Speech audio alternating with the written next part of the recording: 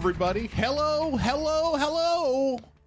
and welcome back. It is that time again. It is time for the world famous RageSelect podcast. It's world famous. It is. World famous. There are people in other countries that listen to this shit. That means world. That means the whole wide world. Like I think I'm able to say that because I've used to be fans of local rock and roll groups that were not famous outside of Austin, but people in the Discord, they say they're from other countries, and I believe them. So they're lying. Yep. Do we already go over who we are? No. I'm Jeff. I'm Amanda. Amanda, welcome back. Thank you. We got a lot of like trailers and just conferences and a variety of different weird shit to look at today. So I'm so excited, Jeff. I'm so excited. Yes. Well, I believe you. I don't know about anybody else, but I believe you. And also, I'm from another country. Before we get to that, though, I watched some stuff last week. Anything good? Yeah, I watched the latest season of Black Mirror on Netflix. I've seen clips of the latest season of Black Mirror. Yeah, there's one thing that's kind of going like weirdly viral about the latest season because there's one episode that's kind of got like that Mandela effect thing. Oh yeah, and like they actually have two different versions of the show. Mm-hmm. So the thing that is misremembered is like reversed, and so it's made people like angry or like they're arguing with each other or whatever. I don't know. It was okay. I think it was better than some of the other seasons. There were a few episodes that were and like one of them, the last one, was a sequel to the USS Callister episode, the one where the like Star Trek kind of where what's her face, that lady, that Christine Milioti that I like, was like in on the USS Enterprise with Jesse Plemons, I guess, and he was like a psychotic guy. Yeah. And at the end, they escape into the internet, and it's like, let's go check up on them. I gotta tell you right now, Amanda, there's one thing that I hate more than anything in anthology shows, and it's when they go back. Like, I don't want to know what happened to the lady at the Twilight Zone whose so face they nice couldn't when it's fix. just a little bite of, And Black Mirror, the longer it's gone on, the more they love to, like, reference some of the other stuff that they've done. Like, they have songs that they repeat over and over again. They had that San Junipero episode. They love to use that name in various places. Yeah. I know the name of, like, a food place... Yes. Has been used in different episodes. Yes. People were like, "That's a great Easter egg," and I'm like, "Is it an Easter egg?" I don't like it. I think it's way easier for them to like in the first episode was kind of interesting, where Rashida Jones gets basically like part of her brain replaced with like a subscription service. Yeah, I haven't seen much from that one. And if you don't like, if you pay like just the regular, then every so often you just start saying commercials because it's like the ad supported version of your brain. Which reminds me, Skillshare. Oh, I'm just kidding. and like for that one, like one of there was a commercial for like these candy products that was then the company that other episode that I was talking about with the change was set in that candy company. So I don't know. Like, I really don't like it. I'm just like, guys, don't be cute about this stuff. Like, or keep your powder dry. Like, one reference every 3 seasons, and everybody can just go, wow. But I don't like. There was one of the seasons a little while back where it was like the whole episode was like a lady that goes to the museum, the Black Museum, and it was like referencing, it was like trying to tie together like kind of a lot of the different stuff in the universe. Weird. And I don't it was know like, if I'd like that. Yeah, and I'm not a big fan of that, and Black Mirror really, really likes to do it. Like one of the episodes had a character that was interacting with somebody who was obviously the main, like one of the main characters from that Bandersnatch Choose Your Own Adventure season, the thing that they had. Yeah. So I don't know. I mean, like I think that I think Black Mirror to me is a lot like VHS, where it was like some I enjoyed, some I did not. On the whole, it was... Well, that's the risk of all anthologies, right? Like, when you get multiple stories being told, they're not all going to be hits. But like, what's the best one? Like, Oh, like Creep Show? Or? Best anthology series, Body Bags. Oh, what is that? It's hosted by John Carpenter. Okay. Oh, gee. And I'm shocked. Shocked. It's just a good 1993 movie. It's just fun. I mean, I don't know. All anthologies are kind of vaguely the same, but I think you can watch it for free. John Carpenter, Toby Hooper directed a lot of them. Oh, okay. So, yeah, it's on Tubi. Go watch it. Go enjoy it. 1983. Yeah. Also, because I had Netflix open, I watched a little bit of that Devil May Cry show. Yeah. And like, I'm not the target audience for that. I'm not the guy. But then I don't think that I recognize what they changed because I have played all the Devil May Cry games, and like the people that really say this, I don't want to be like insulting or anything. This happens a lot of times. Some people, when they play a franchise, especially when they're younger, that's like very important to them. Yeah. And so like if you make a Silent Hill movie and you fuck up the lore of Silent Hill, people get real mad because they're like, this was important to me and I just wanted to see it.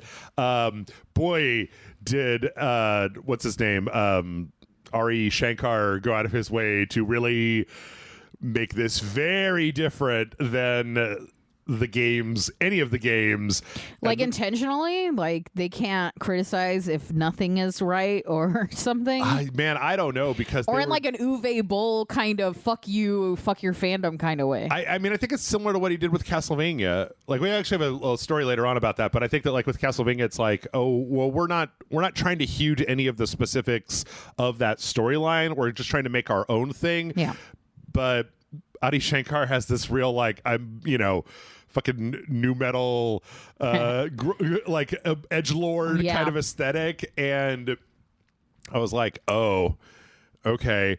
I don't really care because I don't care if Devil May Cry gets fucked up. Yeah, but it was like, I see what you were trying to do, but there's a difference between your version of edgelord and like the charming, weird, like early 2000s Capcom version of edgelord that Devil May Cry was, and yours is like a little bit too Saturday morning cartoon and not quite dark enough for this. Also, it's really weird to me because you know that in Bayonetta there's that the Enzo character that just like, oh geez, Bayonetta. Yeah. Like, he shows up in one of the Devil May Cry games. He is a major figure in that show, and so the whole time I'm like, is Bayonetta going to show up in this show? Because that might keep me watching. Anyway, yeah, I don't know. Neither of those are. I really like it better when I have stuff to talk about that I either really like to really hate like you it. want to brag about watching or something. Yeah, but these were just kind of like, I don't know. It was fine. Yeah. It was watch. I mean, Black Mirror is Black Mirror, and you should know what you're getting into when you hit the play button. So yeah, that's why I don't watch, because I tried watching a season and it started with a guy fucking a pig, and I was like, you know what? Yep. I don't think this show is for me. Not for me. Not for me. Hey, ain't nothing wrong with that. Nothing more futile in this world than continuing to watch a show and you're just like, I hate it. Yeah. I hate it. I hate every episode. I famously barely watch shows I like. Yeah. I'm certainly not going to put in the time for a show I don't like or like didn't vibe with. So. What about you, Amanda? You watch anything good? You play anything good? Do anything good? Haven't been do anything good? No, I only do bad. No, I haven't really been watching anything. I can't think of anything off the top of my head. We sort of started rewatching some Val Kilmer movies because he passed away. So rewatched Tombstone. Yeah. I'm always watching Real Genius and The Saint and stuff like that, but we rewatched Tombstone. Tombstone's too long of a movie to watch over and over again. I'm sorry. It's arguably one of the best Westerns ever made. Okay. But I'm not going to fucking watch it multiple times. It's like 2 Is it really long? hours and 30 minutes or something. Okay. But it's good. Like, every line is a banger. You can just clip it at any point, and every line is like a... You know how sometimes in movies where you'll watch and be like, they specifically wrote that line for the trailer. Right. This moment, that's for the trailer kind of thing.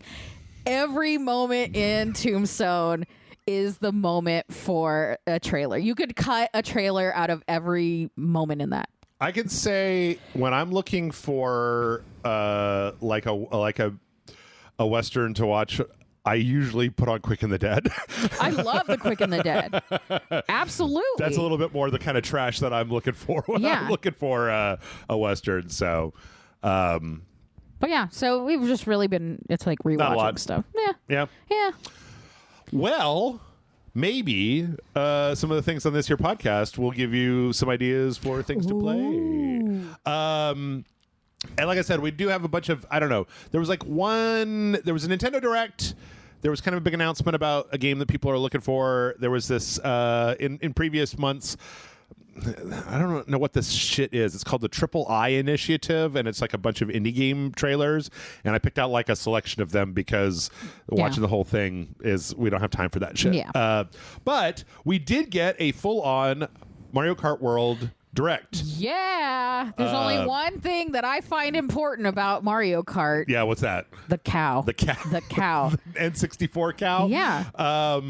Yeah. Well, so, okay, I've been on an emotional roller coaster with Nintendo recently because we had the announcement of the Switch with the pricing and all that stuff. Yeah. And then, like, as more details came out, there was just a little bit more, like, I don't know, stuff to kind of not be super jazzed about, like the cost. Like the cost and the features and some of the different, like, you know, they didn't put Hall effect sticks in, which means that the Joy-Cons might have the same drift problem as the current ones, and like that stupid Discord app that they made, you have to have the Nintendo Online to play it. Yeah, and like some of the upcharging. Like, I don't know. Were you gonna get the Discord thing anyway, though? Would you actually? The better question is, weren't you going to already have Nintendo Online since you run a video game channel and you play Nintendo games? Yeah. You were going to have that anyway, and so the answer is yes. But I don't know. I don't know. I just feel like if you're the type of person that would want it, you probably would have already had Nintendo Online. If you're the person that doesn't want it, then what does it matter? Yeah. Like, it's not, I don't want it to be hidden behind a paywall, but I do think some people are like, this thing I'm not getting fucking sucks. And it's like, all right, well, I mean, there's like a precedent for that of like, you know, you maybe pay extra for an Xbox Connect that I'm never going to fucking use, or like, you know, there've been cases in the past where it's like, and certainly Nintendo's not the only one doing it. Yes, absolutely. It's just like, I think that when John and I went over it, that John made the same point. And my response had always been like, that is true, and that is definitely fair. It doesn't necessarily mean it's okay. Well, yeah, but Nintendo, it's always sad to see one of the people who used to be able to count on not to do it start doing it. And you're like, yes, everybody does it, but I used to be able to be like, but I get a fair shake from Nintendo at least. And now it's like, that's very true. So I also have to say that the episode that John was on the podcast has some of my favorite comments of somebody being like, oh, John's on. I have to remember whenever he's on to just expect somebody to say something wrong with the utmost confidence. Man, me and John read it out loud to John, and he was like, huh. Very funny.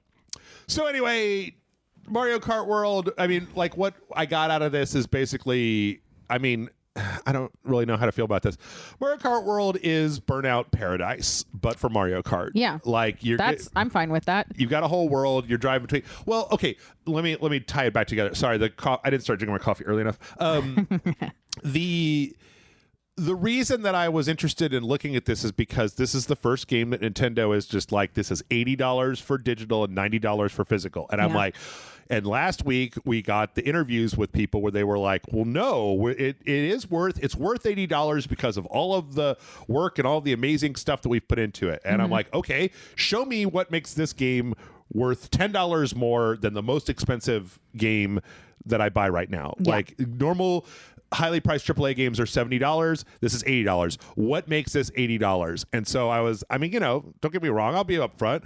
I was kind of watching this with a little bit of salt. Like, show me what you got, Nintendo. Yeah, and absolutely. What they have seems to be a pretty bog standard Mario Kart game, but in an open world. And it looks very nice. They've got a lot of racers. You know, you can play online with a lot of different people. They've got this kind of like grinding mechanic where you can kind of grind on the sides of levels, and they've got these like parkour. You can drive on the walls. Yeah. Like, but to me, all of that stuff kind of falls under the auspices of like a racing game. Yeah. Right. Like, you know, the idea that you can grind on the side of the track is not something that I would be like, oh shit, now I get why I have to pay more for this. Yeah. Or like an open world Mario where there's like traffic, and there's some kind of cool stuff that they show. I know, and I haven't watched this, so I don't know. But like the open world sounds cool, but is there purpose behind it, or is it like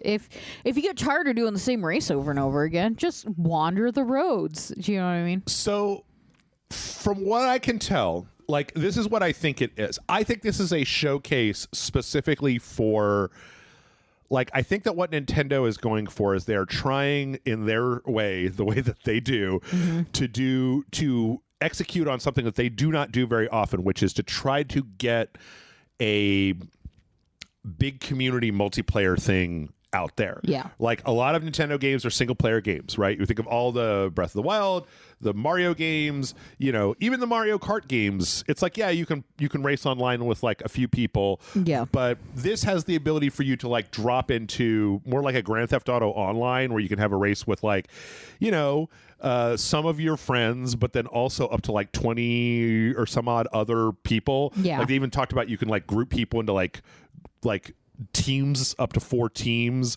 with like large amounts of people, and then you use the social thing to talk to them. They show later in this video kind of the idea that like if you have the camera turned on, that you'll see somebody with like their little tag, and then it'll have a little bubble with just their face in it, so you can see their reaction when you hit them, and all that is interesting. But I think I think it's an interesting move because it seems to bank on something that Nintendo doesn't usually bank on, which is the idea that like, well, this is going to be a big online hit. Yeah. Right? That people are going to want to play this with like a whole bunch of other people. You kind of had the GTA style free roam where you could kind of just go between places, and you say, well, what is there to do out there? And there's like they talk about there's like secrets, there's little challenges that you could do, but like there's not leveling up per se, so it's like the challenges are more just like for funsies.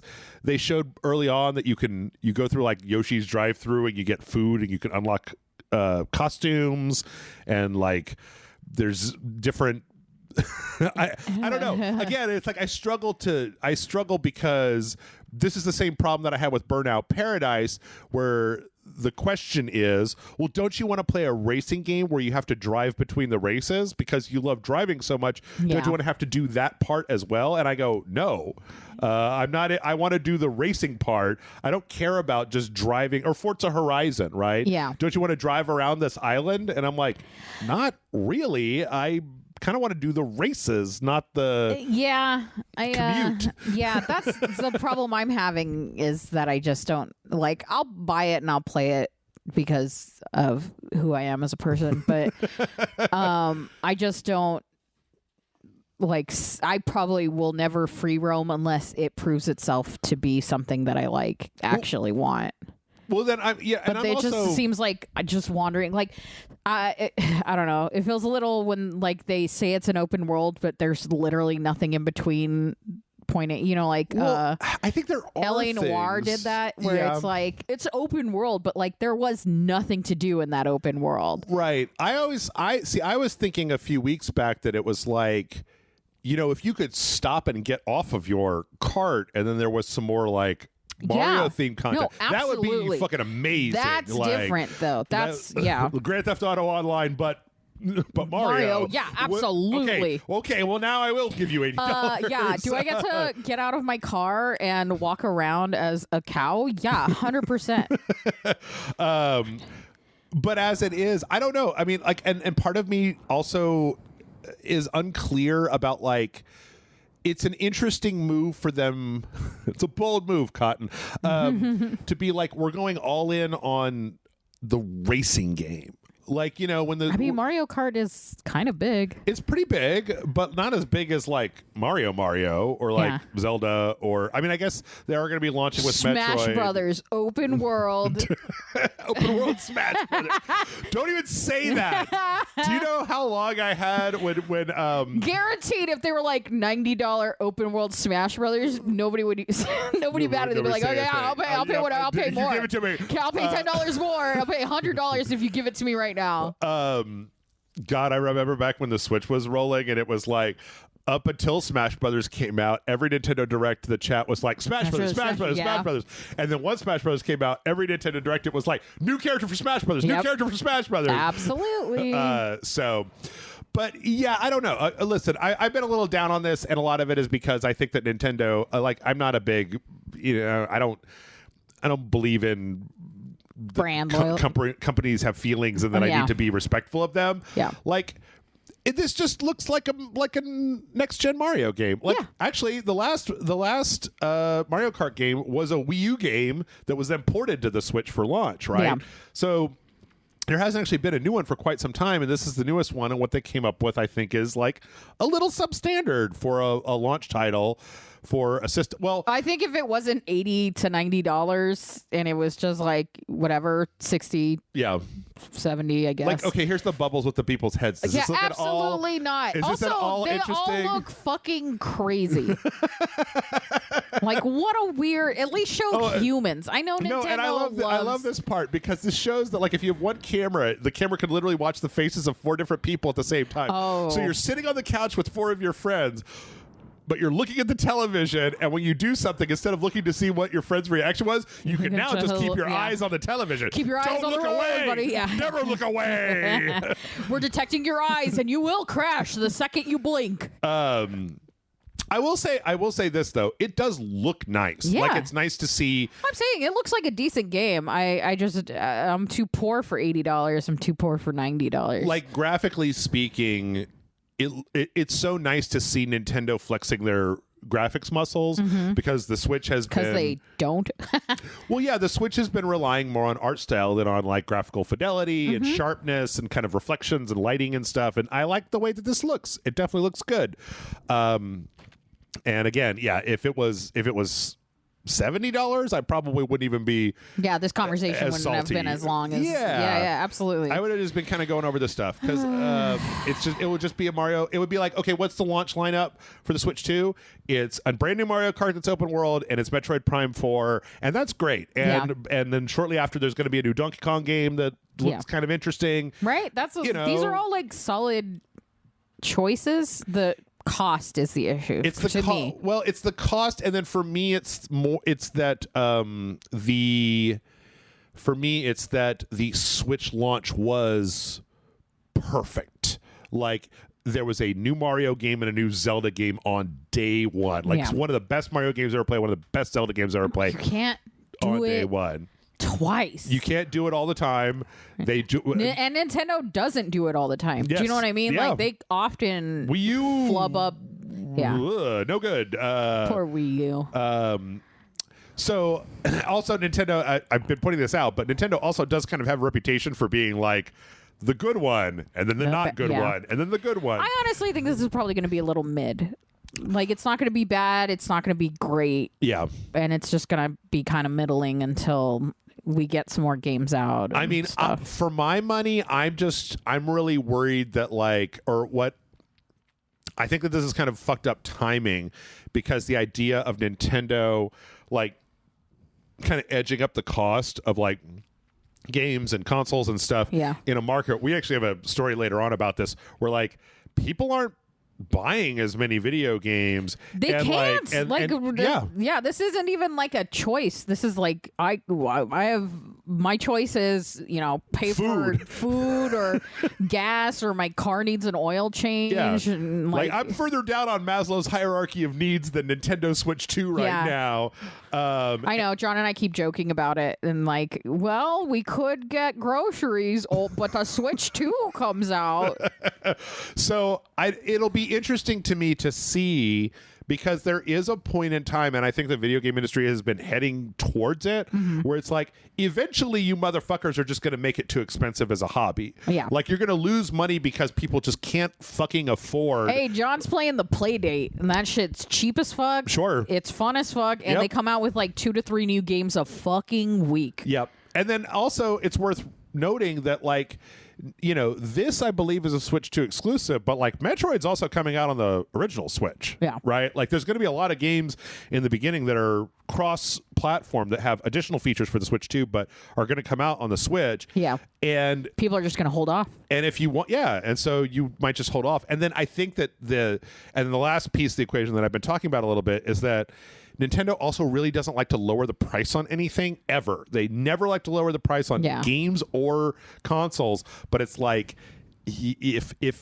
the economy God, the RageSelect podcast talking about the economy. No, we're gonna talk about it more though, but like if the economy fucking shits itself inside out and none of us have any goddamn money for anything anymore, then I'm sorry, we're not gonna be playing as many video games. Fuck your Nintendo Switch, I want to live. Right. I just want to be able to live. Exactly. Like, you know, I need food and medicine and shelter. Again, I'm looking at the caveman needs right now, not the like, oh, I'm bored on a Saturday afternoon and it's like, well, you already have a Nintendo Switch.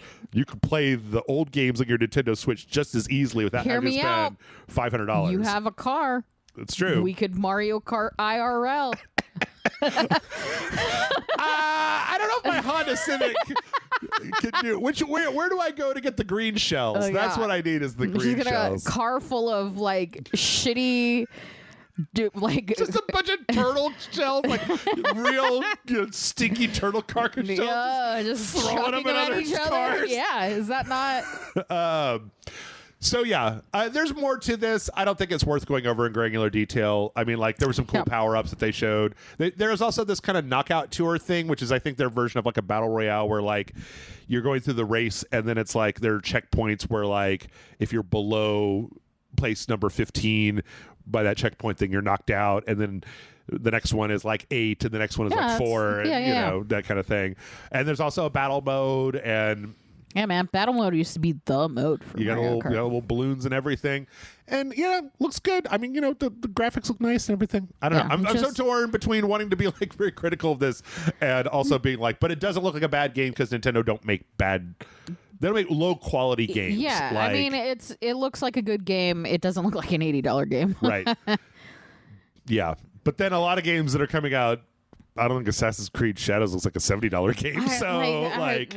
It feels like all of the consoles have been talking about raising or like hinting at raising the price of games, and Nintendo's the first one to just play like, you know what, fuck yeah, let's do it.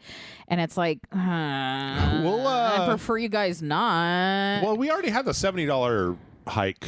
Yeah, which is fucking nuts. Which was like 2 years ago. Like it wasn't like we've had a decade to settle into the $70 price point. It's like they're ratcheting up faster. Yeah. And I will say the same thing. I know I repeat myself from time to time, but I will say this is like the big problem, one of the other big problems that I have with that price hike is, Amanda, I don't know about you, but are we all out there being like, you know what I need? I need fucking 4K Mario. Yeah. I need it to be sharp as shit with like glinting textures coming off the side. I don't need that shit. Like, I don't need you guys to spend $500 million making a Mario game. Like, I know you know how to make a decent Mario game. Played Super Mario Wonder like 2 years ago. You know how I feel about that. I don't give two shits about fucking graphics. Yeah.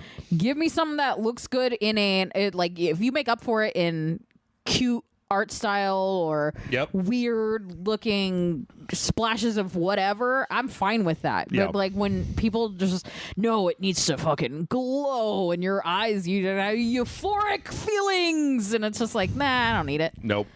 Not me. All right, let's wrap up a few Nintendo thoughts and then move on to our next thing. Let's see. One of the things that we got, I don't like this a lot. So the Breath of the Wild and Tears of the Kingdom are their Switch 2 versions that you're getting are like, it's a paid upgrade that doesn't give you all the DLC for the game. What it gets you is access to a phone app that does, like, you can set a marker on the GPS on your phone for the game. But one of the other things that apparently you can do is you get every day you can spin the wheel of fucking Wheel of Morality. Turn. Right. And one of the things that you can get from the Wheel of Morality is literally a repair kit to like repair your busted up weapons, which is like a thing that people have been complaining about in Zelda, but has been assured. Like, I don't know. When I played those games, it was like this was built into the game, right? It was encouraging you to not just use a sword on everything, to try your powers, to switch between weapons. And the idea that, like, for this $10 upgrade, you have a chance every day to potentially get a repair thing. And I'm like, a loot box? You're going to put the repair kit in a loot box? In a dice roll? Like, okay. I mean, like, it doesn't make any fucking sense to me. Give me the fucking DLC. Like, I don't care about the app. Just say it's an upgrade. They're obsessed with, like, adding something, a value add, to make you pay for the Switch 2 version if you own the original Switch version. Honestly, they should pay me to get a fucking app because there's no way I'm doing that. So that happened. We also got the news. I think I talked to Michael last week about this. So, oh boy, I'm on a. Okay, wait, keep going. All right, so. Tariffs. We're back to tariffs. We're going to be coming in and out of tariffs all day today. Normally we don't talk about politics on RageSelect podcast, but that's for our secret podcast. Motherfucker has made it so that there's no way around this bullshit now because it directly affects fucking Nintendo Switches. So when Trump was in office the first time and Nintendo was looking at their manufacturing, they were doing most of it in China. They saw the antagonism and the tariffs between the Trump administration and China. They saw that Biden kept the Trump tariffs in on China. They moved 50% of the manufacturing from China to Vietnam on Freedom Day when they rolled out the tariff scheme. Vietnam had a 46% tariff on it, and that's because the dumb tariffs were calculated by trade imbalances and not by actual retaliatory tariffs. So that's why Nintendo stopped the pre-orders in the United States, because it was like, shit, if we're going to have to pay 46% when we bring these things in, then we're gonna have to like raise the price, and Nintendo does not want to do that. They really don't want to do that. They want to tell you the price, and they want to stick to what they told you. Yeah, absolutely. No business wants to change the price around before they sell something. It fucks everything up. So after the stock market shat itself inside out, Trump put a 90-day hold on the tariff on those targeted tariffs. It is now a blanket 10% tariff across the board for everybody but China, who basically just said, fuck you, bitch. If you want to tariff us 50%, we'll tariff you 50%. He said, we'll tariff you 100%. And they said, we'll tariff you 100%. There's currently, I believe, 140-something percent tariff on China right now. Nintendo, seeing this happen, did exactly what I thought they would do. They immediately went to the production facilities in Vietnam, and they changed the ratio of what was coming to the United States to like all of it. So this graph is like the number. So the black bars here are the game consoles going to the United States, and the blue bars are the ones going for the Vietnam facility elsewhere. You can see in January and February, it is like now all United States. They are trying to shove all of the consoles into warehouses in the United States, because if they do it now, they don't have to pay tariffs. If they stockpile a whole shitload of them, then they can do business in the rest of the world as at their leisure without having to worry about this fucking crazy nonsense. Now that's actually, like, I'll be honest, not giving that man any credit or anything, but this does mean there's going to be a lot of stock of Nintendo Switch 2s in the United States. A lot of stocks that a lot of people might not be able to afford because of a lot of other factors. And the question right now is, there is still a 10% tariff on Vietnam imports, so they will have to pay that. And the question is, will Nintendo make a price adjustment for that? And most analysts seem to think probably not, that's low enough that they wouldn't say it's going to be $468 instead of $450. That they'll probably just eat whatever that is and try to make it up in the back end. So I don't know. We'll see what happens. But then the last story that we have is that we are still waiting for when we can pre-order, because they put it on hold. Oh, I thought they said May 8th. Did I just make that up? No, May 8th was when the Nintendo website pre-orders were supposed to be available. Okay. But retailers were supposed to be available the week after the Direct last week. Right, yeah. Put that off. They even put off Canada because they didn't want Americans fucking. Well, because they didn't, right? Canada had their pre-orders were open for like a minute, and Americans were using VPNs to get through. Is that? I don't know if I read that one. I don't know if I read that one specifically. I heard it on the radio, and radio people aren't exactly. All I know is that they did shut down the Canadian ones as well, just to make it kind of like full North America when it unlocks. Sorry, Canada. Yeah, we really fucked that one up for you guys. I'm sorry to Canada too for a lot of reasons. Honestly, I'm sorry to all of the rest of the world. Yes, as an American, that's my bad. Yep. It wasn't my. I mean, I didn't do it, and I wouldn't have done it, and I did everything I could to prevent it from happening. Yep. But I do feel bad that it is happening. Me too. Currently, a bunch of insiders are saying April 21st and April 30th are both like potential days. Okay. So I say that. Well, I mean, there are days that do occur.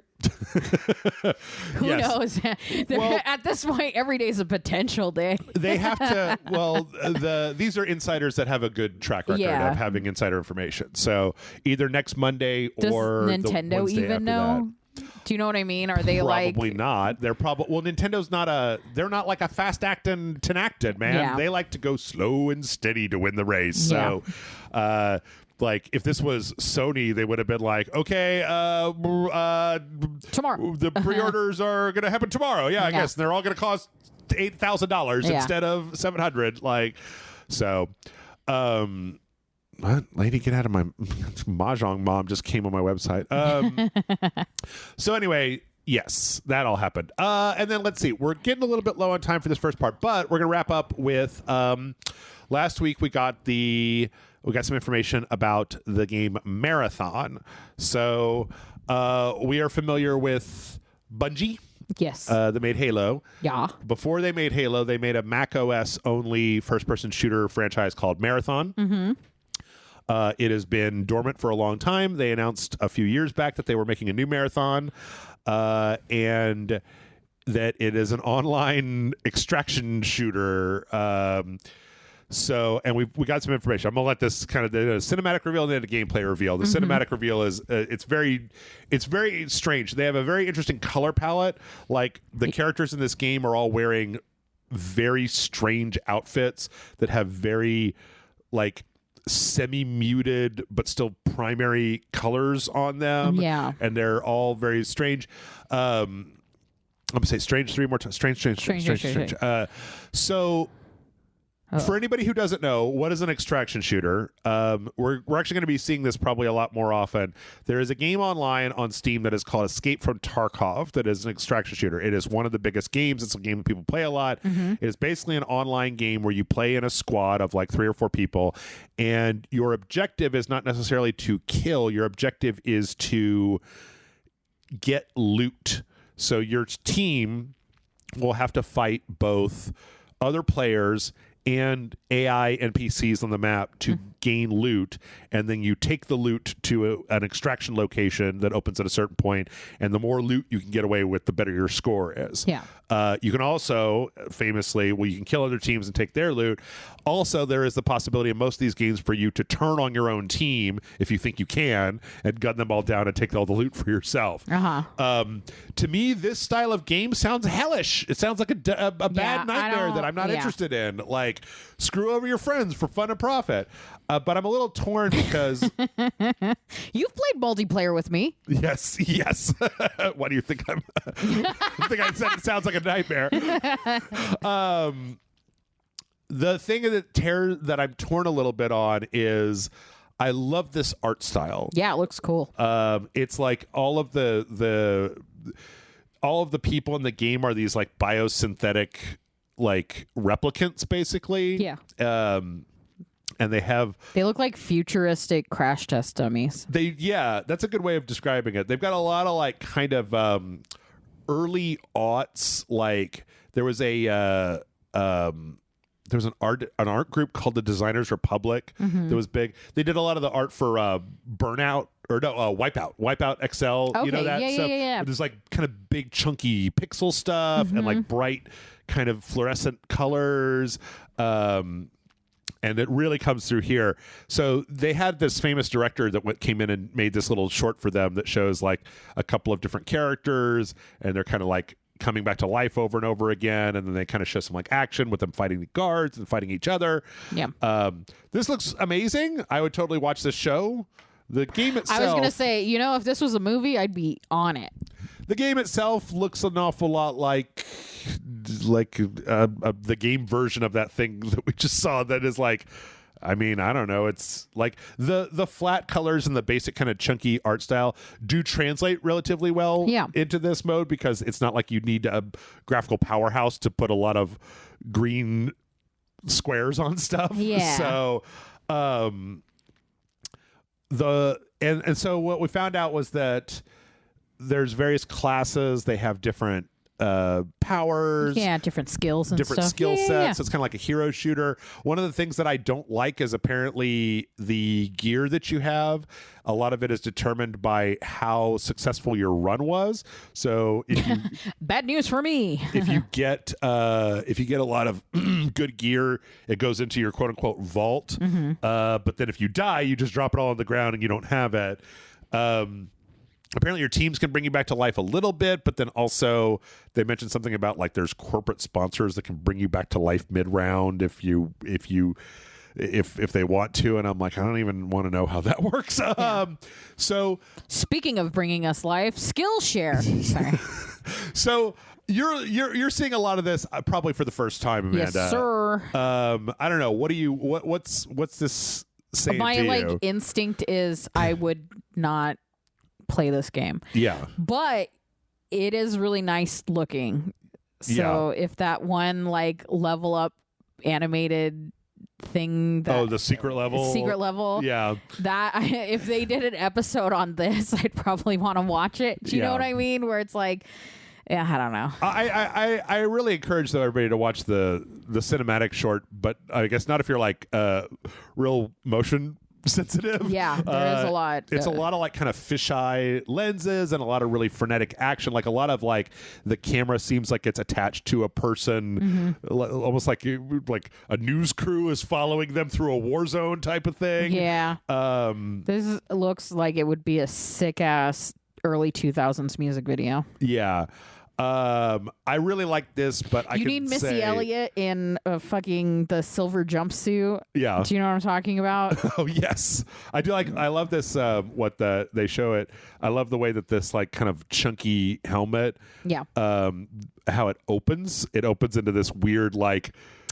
Tri-camera thing. I don't know. There's just like the art style is so on point that it makes me sad, because I'm like, if you guys just made a single player game out of this, I would play the shit out of it. Yeah. Like if there was a single player component to this, I probably would just play that and then not play the extraction shooter. Yeah, try it once and be like, never again. Thanks though. Well, and then it's like it's siren calling to me, because part of the extraction shooter is about like not going head to head with other players. It's about fighting AI. I use AI and it now invokes a whole different thing, but like the NPCs in the game and trying to get out, trying to get past them and get out.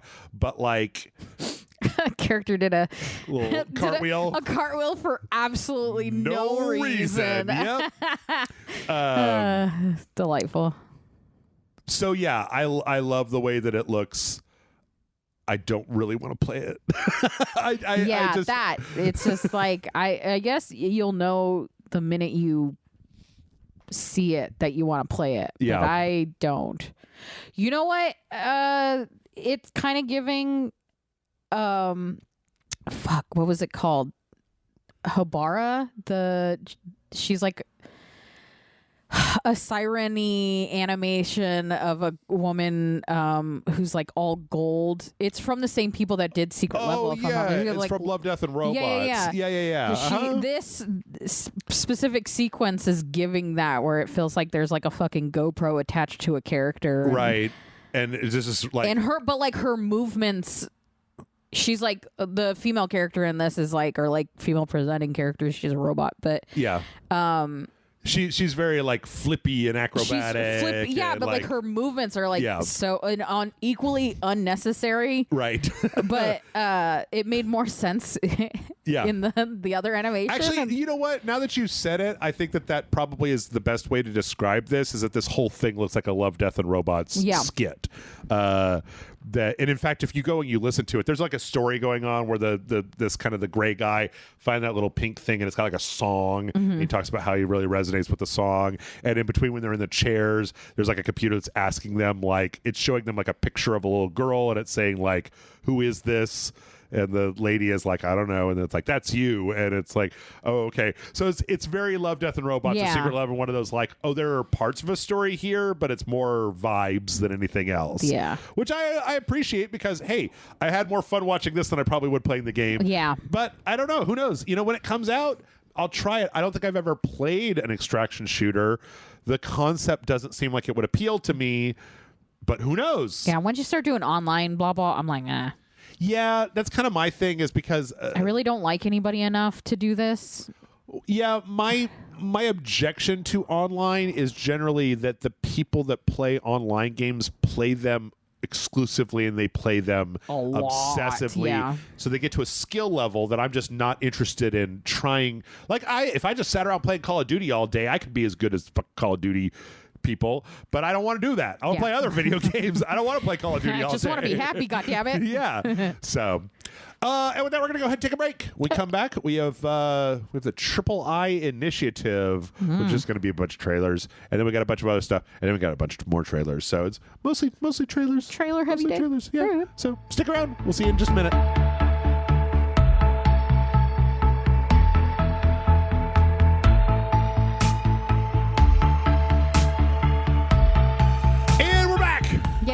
And before we get into the aforementioned Triple I Initiative, we did have one other PlayStation story, since Marathon is being made by Bungie, and Bungie is now a PlayStation subsidiary.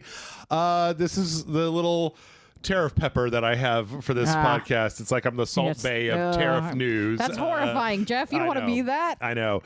So Sony is raising the price of the PlayStation 5, the digital edition, in a lot of places, specifically Australia, New Zealand, and Europe. And I don't really know. It seems like it's like between a $50 and $80 boost when you do the currency conversion. And a lot of analysts think that this is because this is basically to offset the tariffs of the United States of America. To offset the bullshit. The bullshit, yes. So again, guys, real sorry. Yeah.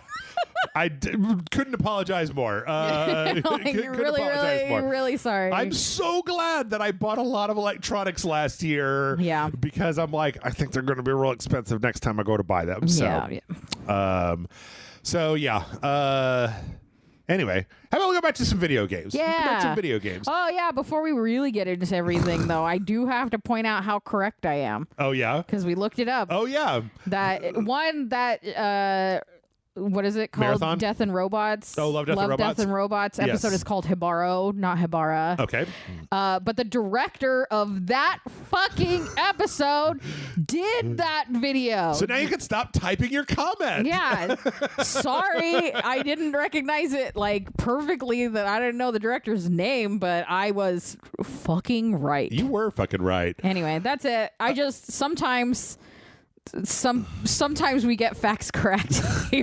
No, hey, you know what? I like to point out when it happens. I am terribly impressed, because that was because I pulled it out of thin air. Yeah, because you just like recognize the directorial. I watched one style. thing once. Yeah, that's great. It was great. So I pulled out, I don't know, 10 or 11 of these things, and we're going to go over them real quick. The full Triple I Initiative had more. A lot of the stuff that I'm skipping is stuff that we either knew about or I realized we probably weren't going to have a lot to say about. Yeah. So I pulled some selects, and we're just going to go over them real quick. Some Rage Selects? Yeah. The first one that we got was a world premiere trailer for this game called Neverway, which I think is pretty cool looking. Yeah, their big kind of claim to fame is that it's like the pixel artist for Celeste, the Disaster Piece. Disaster Piece. I love Disaster Piece. And it seems like it's a thing where it's kind of like it's kind of a lo-fi like cozy game like during the day. Like at night, super spooky. And then at night it turns into like a kind of fucked up dungeon crawler. This is exactly a game for me. Because I love cozy games, but like I just feel like sometimes there's not enough substance to them. And I like especially roguelike, but like dungeon crawly kind of games that I can just sort of jump into. Yeah, I know that there have been a few games in the past that have kind of done something similar to this.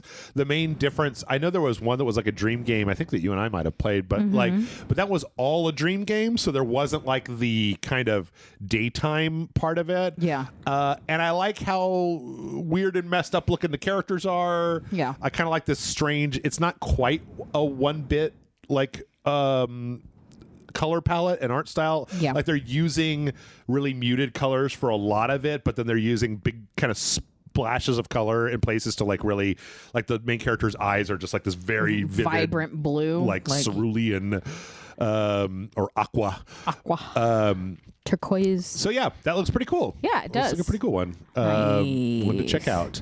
Let's see. We got a trailer for an announcement for Deep Rock Galactic Rogue Core. So Deep Rock Galactic is a game where you play a bunch of dwarves that are mining in the future. Okay.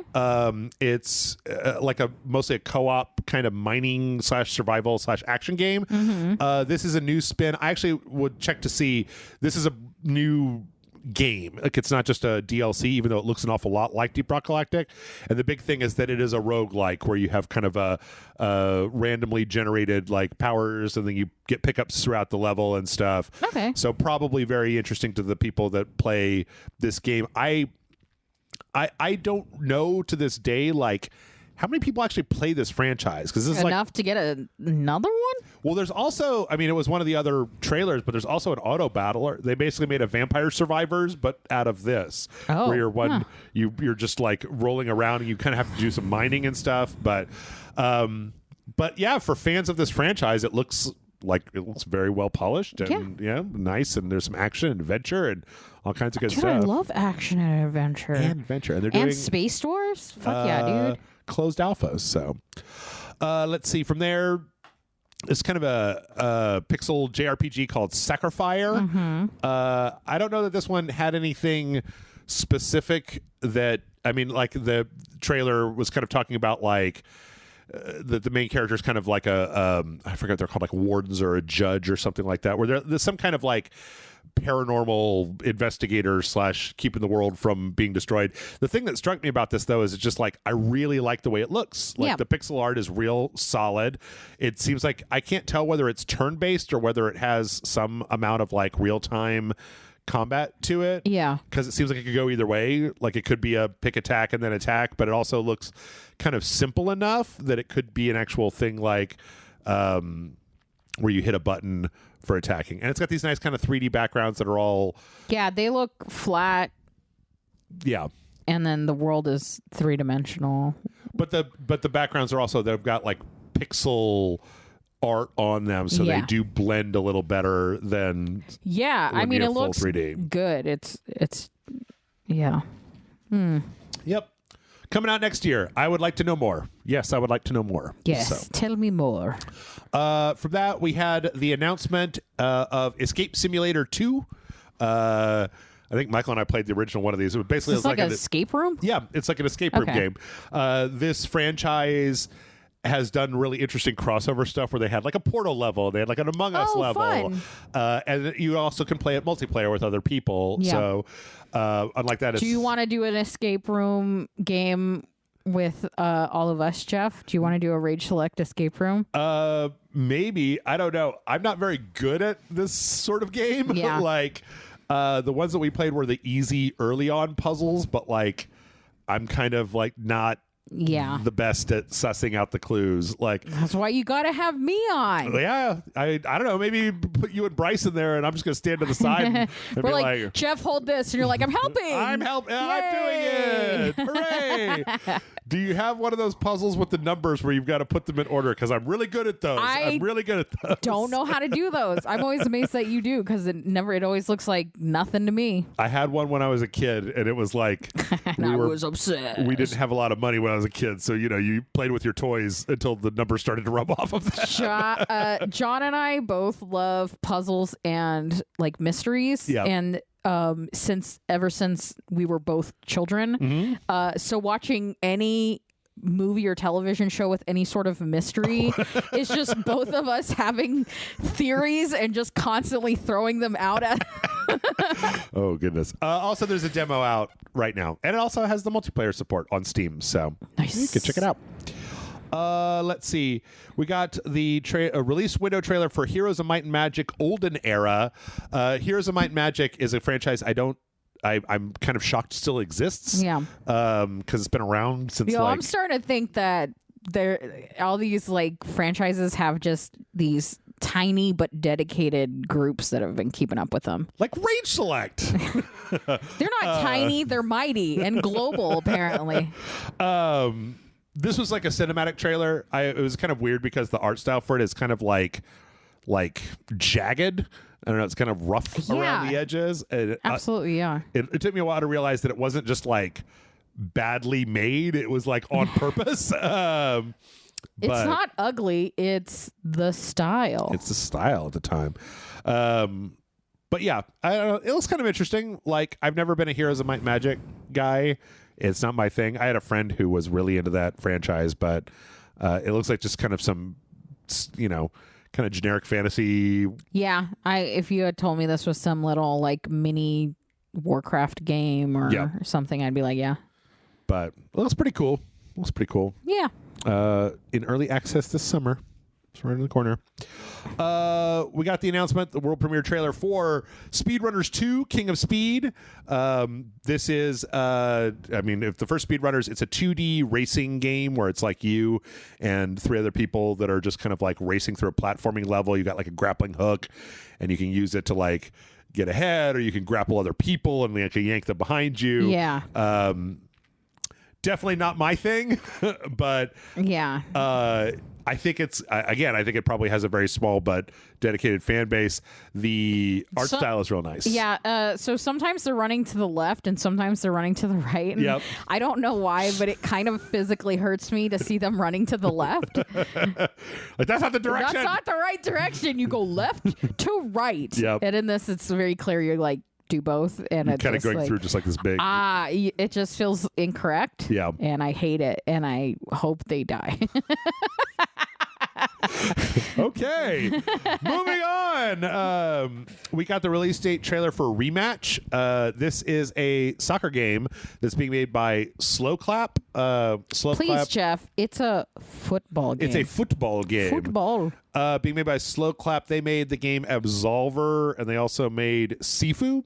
Okay. Yeah. So I'm interested in this because it seems like the sort of thing with the way that they do body mechanics that they could make it like technically dense of like not just because when you look at this, it kind of just looks like Rocket League, but like you can see a world where you have a control scheme that lets you do, like back kicks and stuff that's a little bit more than just point at the person you want and then hit the pass button. Yeah. Also, I do kind of like these like, what is this like? It's like 4-on-4 type of thing. Yeah. Kind of like Rocket League. I played a basketball game one time online that was like a free-to-play basketball game for a few weeks that was just like a 3v3. And I don't know, sports games. It's a little more enjoyable when it doesn't have like a huge number of people running around in it. I don't know. It was like I wasn't getting shot. And so it's just like, well, I'm playing a game. I don't know if you've ever played basketball before, but you're not supposed to get shot, Jeff. I don't know. I think maybe a multiplayer game where you're not just blasting other people in the face and then talking about their mother's sexuality, like maybe is for me. So you're saying I'm not allowed to play the game with you now? Yes, that is what I'm saying. We got a new update for Vampire Survivors. This adds a bunch of people from the Saga Frontier game. Or Saga Emerald Beyond, as well as a bunch of new characters and a bunch of new environments, a bunch of new levels. You guys know the Vampire Survivors thing.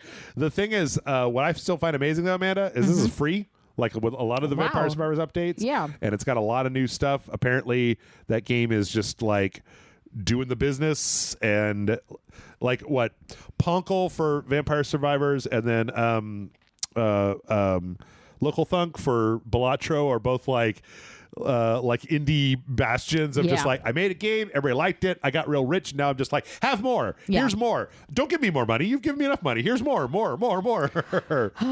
To have that ability. You know what? I found out just a brief thing.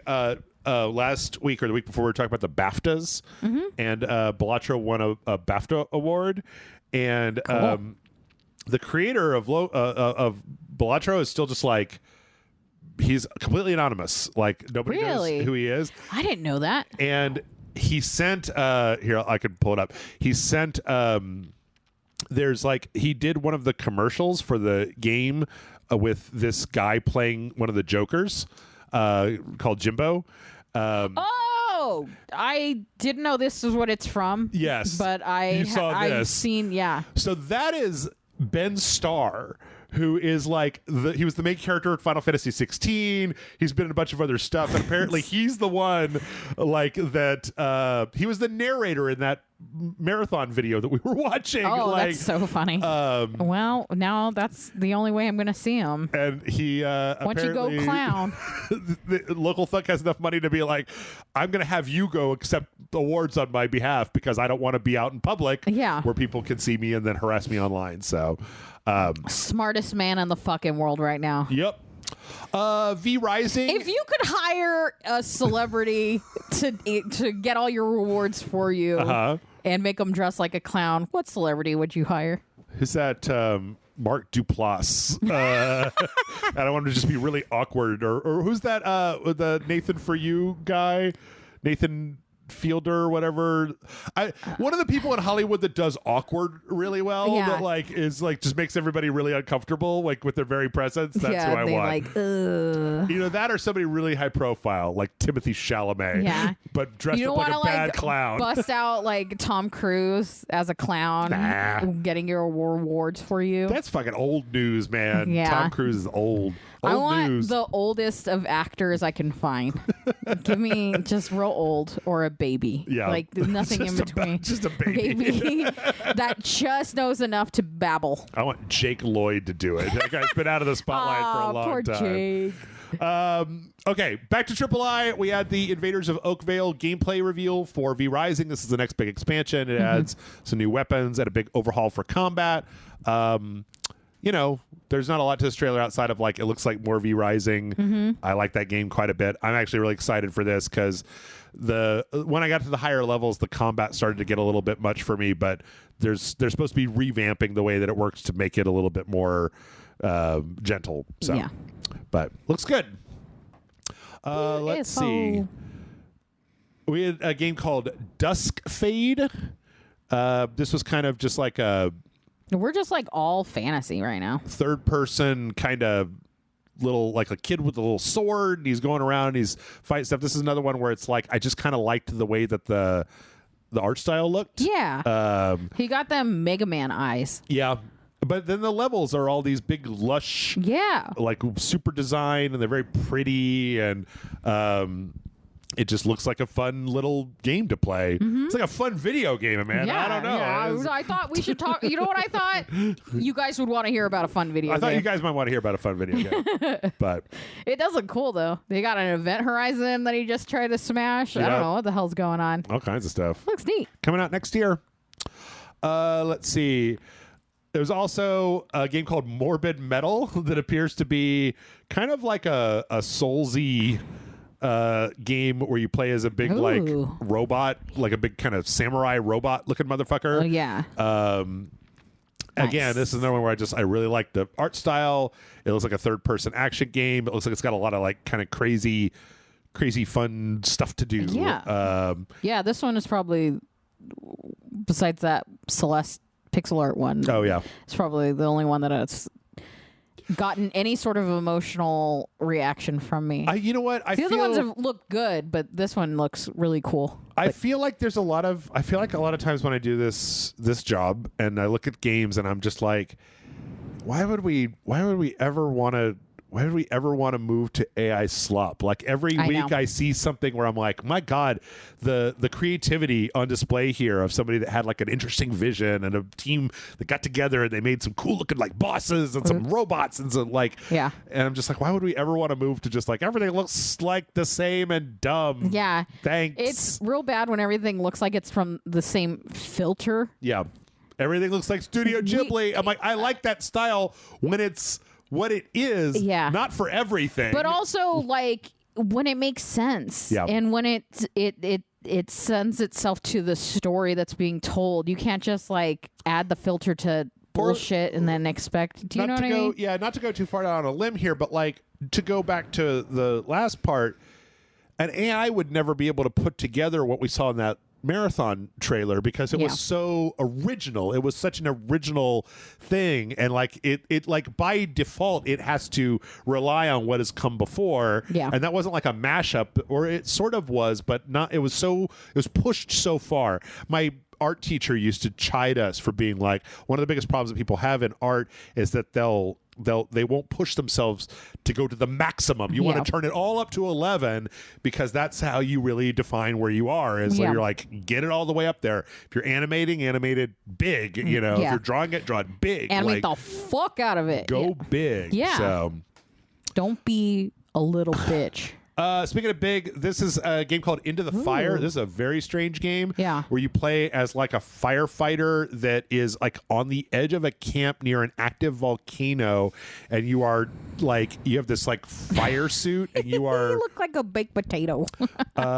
You're like going into these fire zones. To, holy shit. Like, this looks cool though. Rescue people. Yeah, this like extreme environments. And you have like a limited amount of water because it's not like you don't have a hose, right? Yeah, you have like a backpack. Also, there's some stuff in here that seems to indicate that there might be some like weird supernatural shit inside the fire. Did I just see a fire demon? Yeah, kinda. So, and this is by the people that made that Invincible game that was the Lev Stanislaw, it was like a Russian science fiction story that they made into a video game. So I'm interested because these are some artsy ass fartsy ass I mean, that looked really cool. I like the way that looked. Yeah.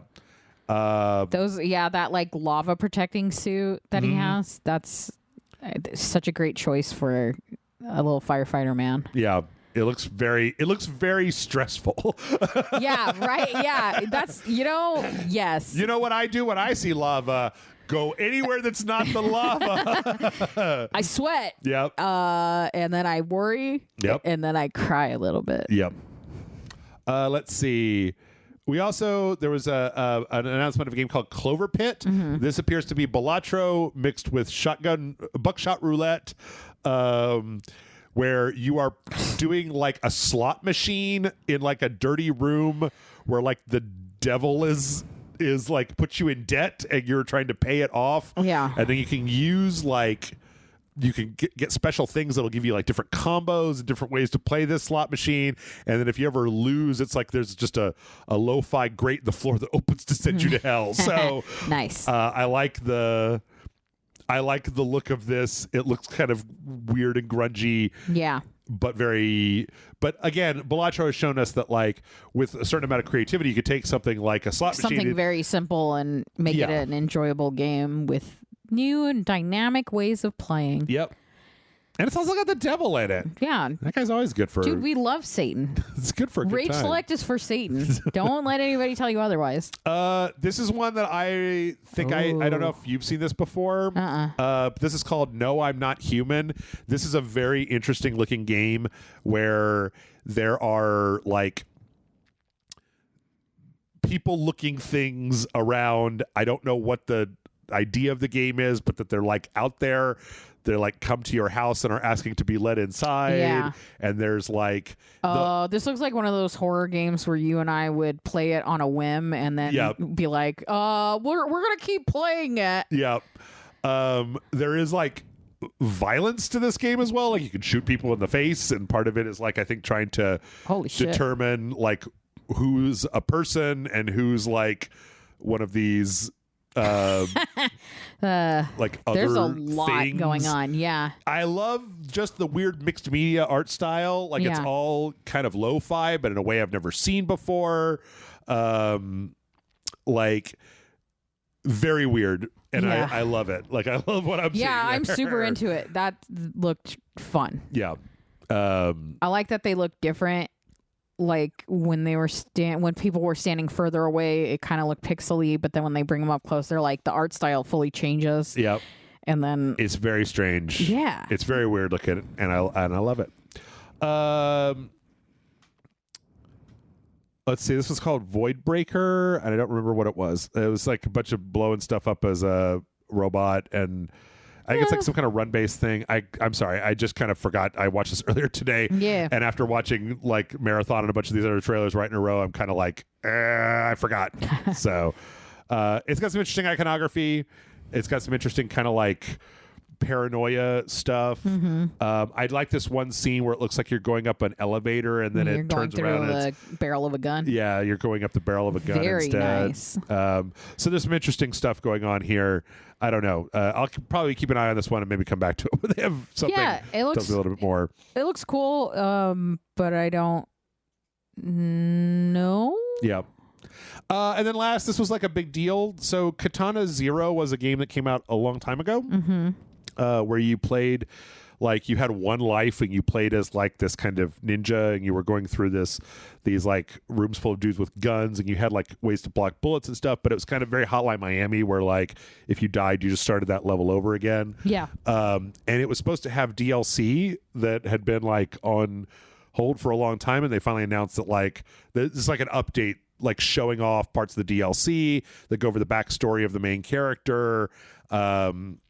With a kind of a new environment, because I think that part of this whole thing was that the main character was kind of like he was like in a war and he had like PTSD, and the psychiatrist was giving him drugs that then kind of turned him super violent, and then like sending him out to do assassinations and stuff. Concerning, yes. Yeah. But the fact that this got any play is the first time we've heard anything about this in a long time. So it was pretty exciting. All right. Neat. Still coming. Still free. New DLC. Better be free if I wait this long. And that was a AAA initiative. And now we have 20 minutes to go through the rest of these stories. So, yay. Speed run? I don't know if 20 minutes is a lot or not. A little bit. Let's lightning round it. Let's get a half a lightning right now. Okay. So this is a kind of we had a report from this analyst firm that was really shocking, where it was like in 2024, only 8% of PC gamers purchased a game that came out in 2024. Oh. And for console gamers, it was like 15%. Like people are playing the games they already have. Yeah. They're playing these infinity games, these forever games. So that same research firm, it was called like Newzoo, I think, or something like that. Let's see. Where's the name of this? The market research for Newzoo. Yeah.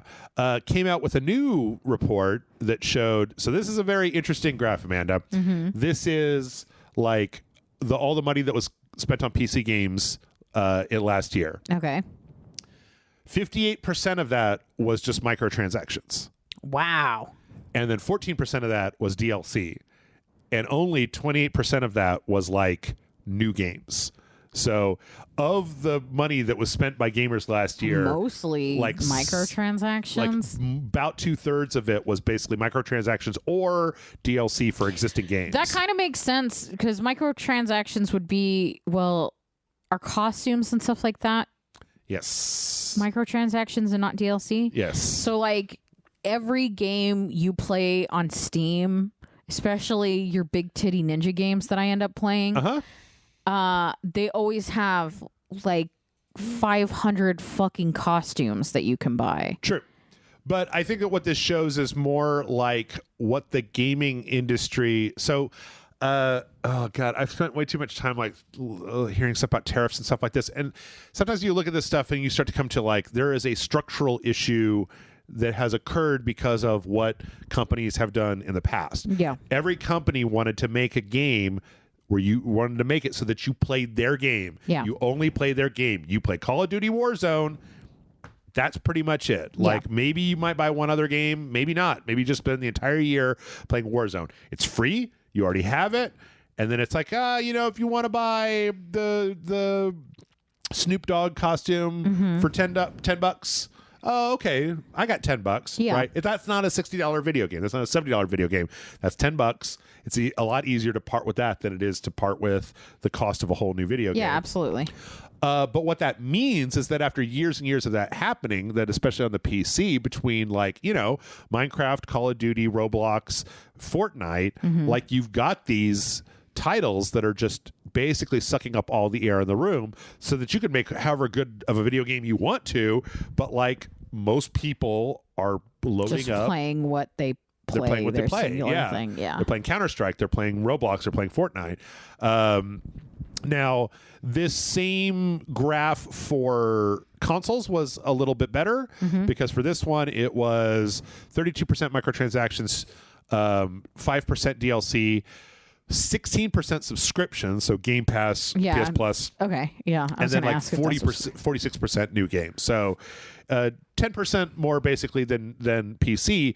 But it's worth pointing out that like this is a somewhat alarming trend because what it means is that the companies that are putting huge amounts of money into making new games, people have to buy them or else they're going to stop doing that. They're basically just going to be indie games and then like companies taking a shot on one already popular franchise, right? A new Call of Duty, a new, take your pick, like a new Grand Theft Auto, like, we're not going to get new franchises because it's not going to be financially viable if this is what the graph looks like, right? If nobody's buying new games and everybody spend their money on microtransactions, which to be honest, I'm not judging. Like I think that's totally fair. Like I could not afford I could afford 5% of the games that we have on RageSelect if you guys weren't giving me money to literally just buy video games. Like I did my taxes and most of the money that I got from RageSelect last year was just spent on video games. It just went right back to Steam and Nintendo and Sony. But this does mean that like when you unwild the West, that there's a lot less room for interesting new franchises to happen, for breakout stuff, for like, wow, what an idea. I never thought about that before. And then it makes enough money that you can get a sequel. I'm so looking at the console version of this graph and that 46%? 46. That's because that's not terrible, right? That's probably closer. I don't know what the like ideal would be for them. Like, I mean, besides like 100% people spend all their money on, do you know what I mean? Sure. But like the 46%, like close to that 50% doesn't seem horrendously bad. And I wonder if subscriptions is a part of that. If you could kind of add a because little you bit. Can try different things. Like consoles actively are encouraging you to try different games, which means that you're not. Granted, it's in service of having and paying for a subscription, but it is also like encouraging you to play other games, which means that you're not mentally set in that. Pick your one game, stick to your one game. Sure. And therefore, they're more likely to spend more money on newer games because they are more open to it. And I wonder if that's something to like consider. It also makes me wonder, though, too, if companies should stop trying to compete in this online forever game market. And focus more on, I mean, this is completely self-serving, focus more on trying to give players single player experiences at a 20-hour or less at a reasonable price point to be like, I'm not trying to get you as a forever customer. I'm just trying to peel you off for a weekend to play my video game. Like instead of asking me like, well, we're putting out a new marathon game and it's a game we want you to play all day, every day, forever to keep up with the login bonuses, or there's a new Mario Kart game that's now an online game. We want you to just play this Mario Kart game and being like, here's a game, play it, beat it, then go back to Call of Duty, right? Like it becomes the thing of like corporations just seeing the dollar sign and being like, but if you only play my game, then all that money is only going to me. But I think we're past that. Like I think these numbers show that we're over the event horizon. They like created that and their greed fucks everything up. No.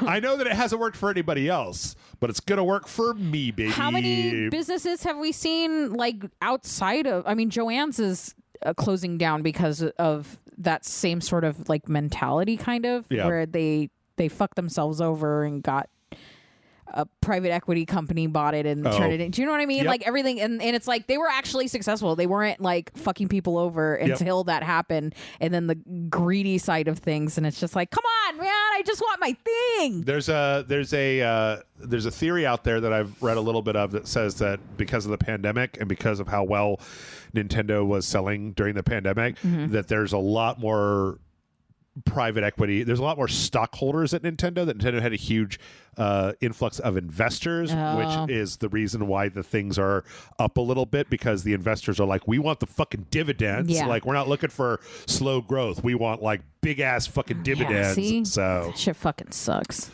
Anyway, let's see.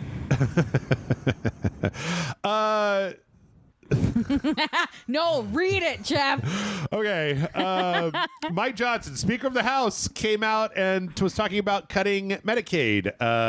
Medicaid is health insurance for unemployed people, right? People who are below poverty line and people who can't afford it. And when they were talking about how Medicaid, they want to cut Medicaid, and when they were asking, like, isn't this going to hurt a lot of people? Let me make sure that I've got the response. Yes, here's the response. This is from Mike Johnson. Quote, no one has talked about cutting one benefit of Medicaid to anyone who's duly owed. What we're talking about is returning work requirements. So, for example, you don't have able-bodied young men on a program that's designed for single mothers and the elderly and disabled. They're draining resources from people. So if you clean that up and shore it up, you save a lot of money and you return the dignity of work to young men who need to be out working instead of playing video games all day.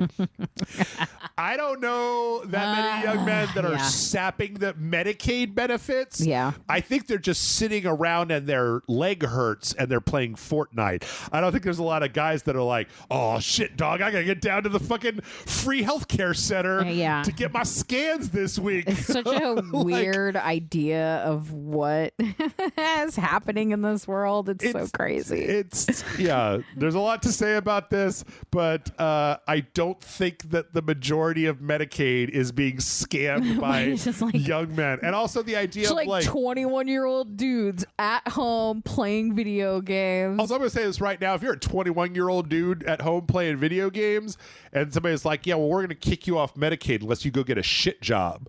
Like if you go get a shit job at Wendy's for 8 hours a day that pays nothing and you can't afford to move out, you can't afford to buy a car, you can't afford to do anything with it, you can't even afford to buy fucking video games with it, but you're going to be exhausted all the time, and you're going to have private health insurance that doesn't cover as much as Medicaid. It's like, wow, what a fucking deal. Yeah.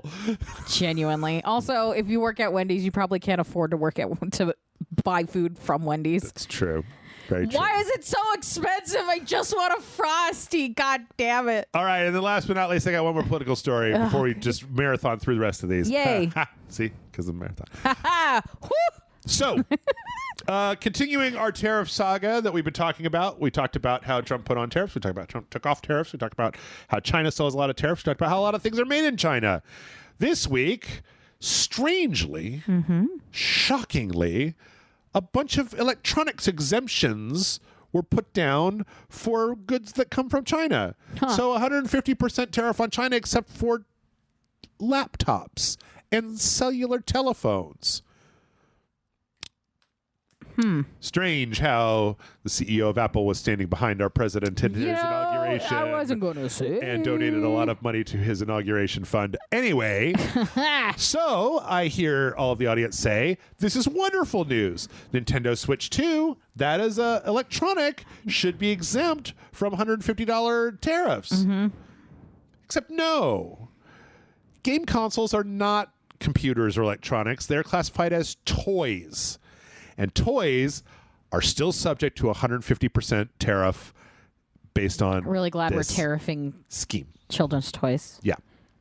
Because, we want to move all that industry to the United States so we can make shit toys for babies here and not buy them cheaply from another country.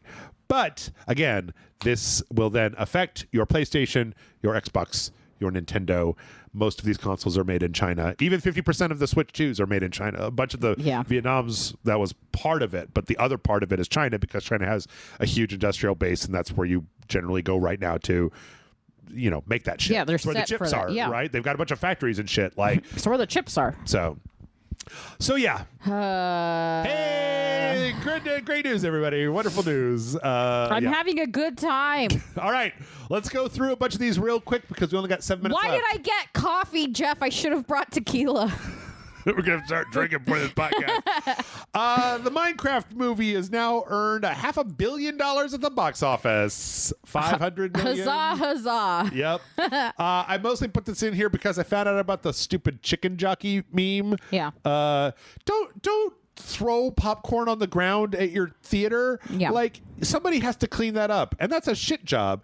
Like, you young men could get kicked off your Medicaid and have to sweep up the popcorn. Stop playing Minecraft and start working in a theater and cleaning up after the Minecraft movie. Also, I don't know if you've been keeping track of this meme, but some motherfucker brought a chicken to the theater to hold up during that scene, and I'm like, and then I went online and went like, what is this meme?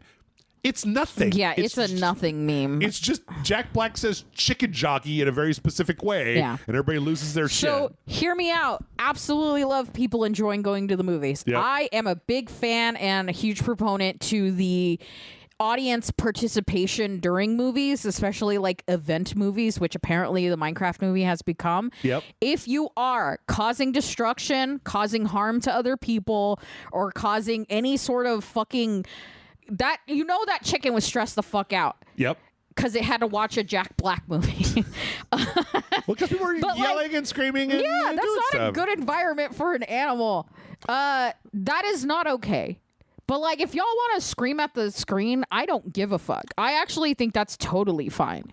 I think that in the right environment, that's what you want. It needs to be very clearly marked. This is a fucking Thunderdome. This is the Fury Road. I think you need to read the room. Yeah. Like, you have to be the kind of person that can read the room. I went to go see Avengers movie and or the like Endgame when Captain America grabbed Mjolnir or whatever, and everyone cheered. And it's like, that's a moment, and that's allowed to happen at any point. And sometimes you might be in a theater where nobody's going to cheer. I think, it just happens. I think that people cheering is fine. I think if you go to a Taylor Swift movie and people are singing along, I actually think that's fine too. Yeah, absolutely. I know that they're putting Mithrigan back in the theaters, and they have some kind of like weird AI integration where they're going to be encouraging people to be on their phones while they're watching the movie, chatting with Mithrigan. Whatever. Where I draw the line is throwing shit on the floor. Absolutely. Like, 100%. We stopped doing that at Rocky Horror because we realized that somebody had to sweep up all that fucking rice. Unless you guys are going to clean it up afterwards. Yes. And I don't trust that you will, because people don't. Also, I have to say to theater owners that if you're going to allow that kind of bullshit, like, make sure that theater is like the last one in the corner, because I know that there is soundproofing in theaters, but when they get that way, you can hear it through the fucking walls. Absolutely. And I don't want to hear a bunch of teenagers screaming about Minecraft references. They're not even teenagers. I've been hearing so many like frat guys in college. You know what I mean? It's not like high schoolers. Well, think, how old is Minecraft? People keep being like, it's a baby's thing. And it's like, it's not though. Like, the audience 20 years old. grew up with it. Yep. I don't know. I think like, have fun and do your thing, but if you're causing destruction and you're making it a harder time for other like theater employees, don't fucking do it. Exactly. Amazon's live action Tomb Raider show is probably dead.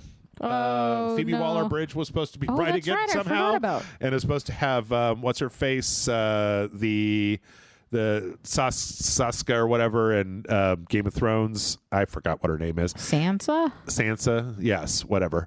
Oh, no, I actually might be wrong. Apparently, a lot of this has happened because, like, apparently Phoebe Waller-Bridge just hasn't been able to turn in a script. So weird. She's like, I'm still stuck on the game. Yeah. So, Sophie Turner. That's who it is. Yeah. Weird. Yep. I talked about this before, but it's coming back. Adi Shankar tweeted the logo for Blaze Blue, which is like a an Arc System Works fighting game with some really crazy characters. And people are now thinking that this means that he is going to be directing a TV adaptation. Feels like a threat. And the Twitter comments are half between like, I don't understand what the problem is. I like that Don't Make Cry show. People are just like, please stay away from my franchise that I like. Like, please stop. It's like the fear in their eyes. Yeah, that's delightful. I get that. I like this one. Oh no! Death knocking on the doors. We have a bunch of completely changing gears. We have some screenshots of an Elder Scrolls 4 Oblivion remake. So this has been rumored for a long time, but a bunch of screenshots leaked online that you can see. Do we know they're legit? They seem to be legit.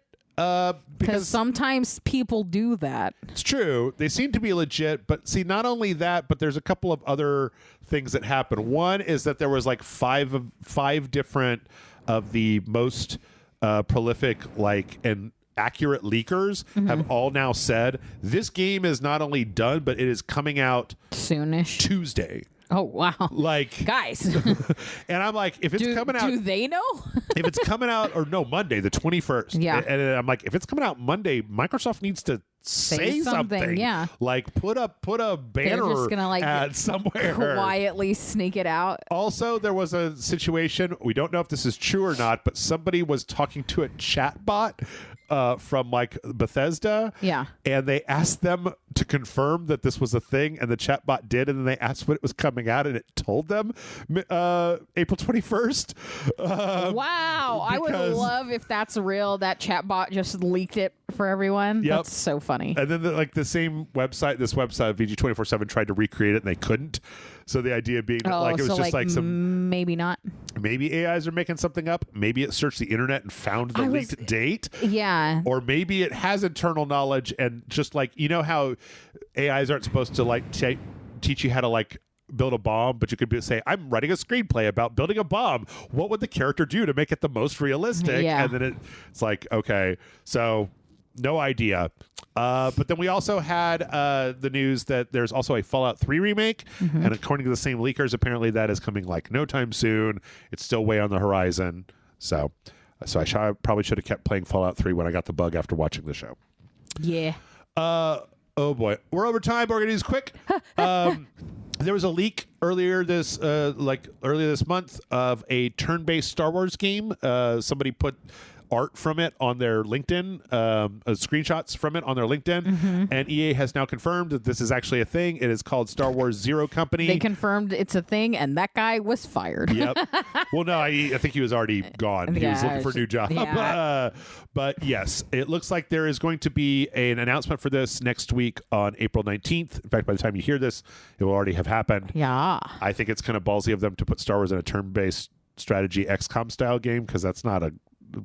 I like those games, but they're not exactly like wide-ranging crowd pleasers. Yeah. So could be fun, especially for Star Wars. It kind of lends itself to that. Could be. Could be. Speaking of wide-ranging crowd pleasers, Skull and Bones is apparently getting their they've got their year 2 content plans, but the interesting part of this, none of that is interesting. The interesting thing is that there's they tease that in season 3 they're going to put player combat in, so you can fight with like your person avatar, not just with your boat. So, which is like, yeah, you probably should have been able to do that in the first place. Yeah. How this is still alive, I think it has to do with tax law in Singapore. I'm not going to get into it. And last but not least, Amanda, I put this one in just for you. Yay! Apparently there was an update to Marvel Rivals last week. And one of the things that it did was just make all of them dude butts a little rounder. Yeah. So double cheeked up. Marvel Rivals. Just added. Added a little ass. Yeah. Hell yeah. Their assy ass is grassy ass. And that's pretty much all it did. Wow, this came from the actual Marvel Rivals account. So 10 out of 10. Good job, guys. Yep. You know which side. Putting in the effort. Of the bread is butter. With that, we're going to take a break. We come back. We got a bunch more trailers. So stick around and we'll see you in just a minute.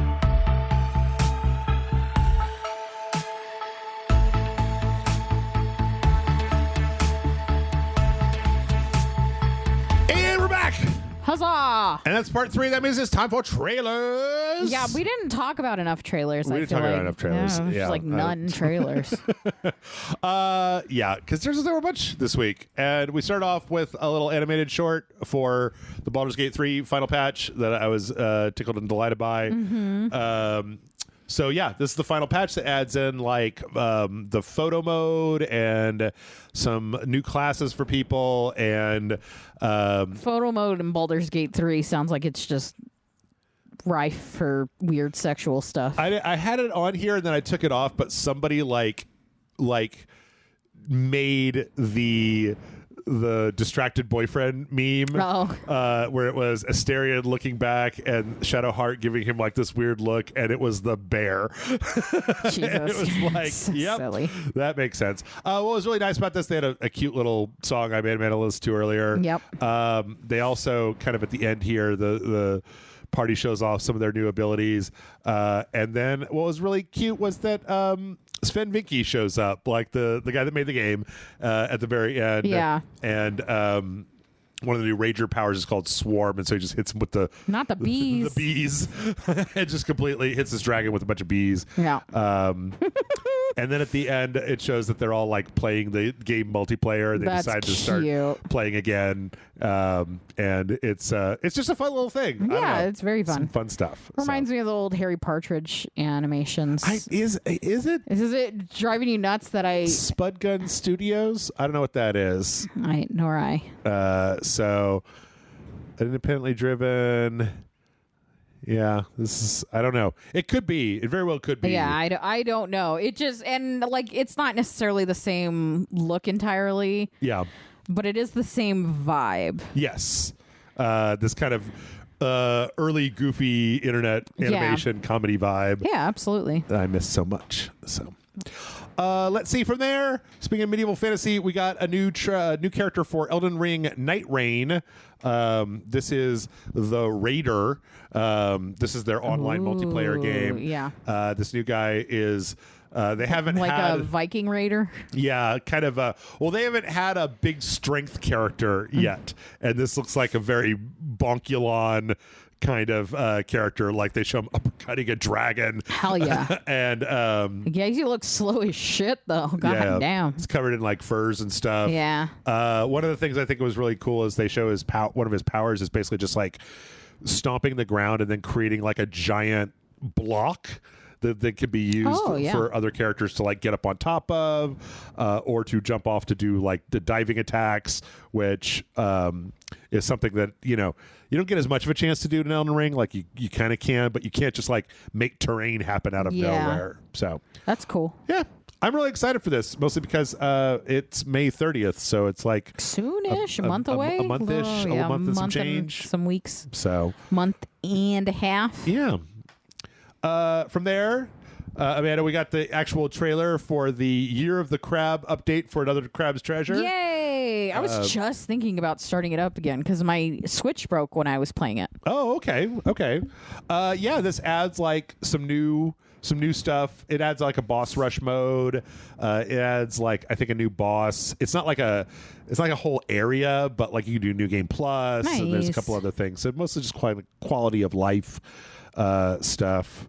I was kind of surprised. It didn't catch you. It didn't really catch me. I think a part of it was the idea that your little armor gets knocked off and you have to go get new stuff. And I don't know. It was probably should have just gotten over that and tried it out. But there's just little costumes that you can get. So cute. So I love it. Yeah, good stuff. That's out now. I had a lot of fun playing it, but I dropped my Switch at some point, and I got controller drift because of it. I got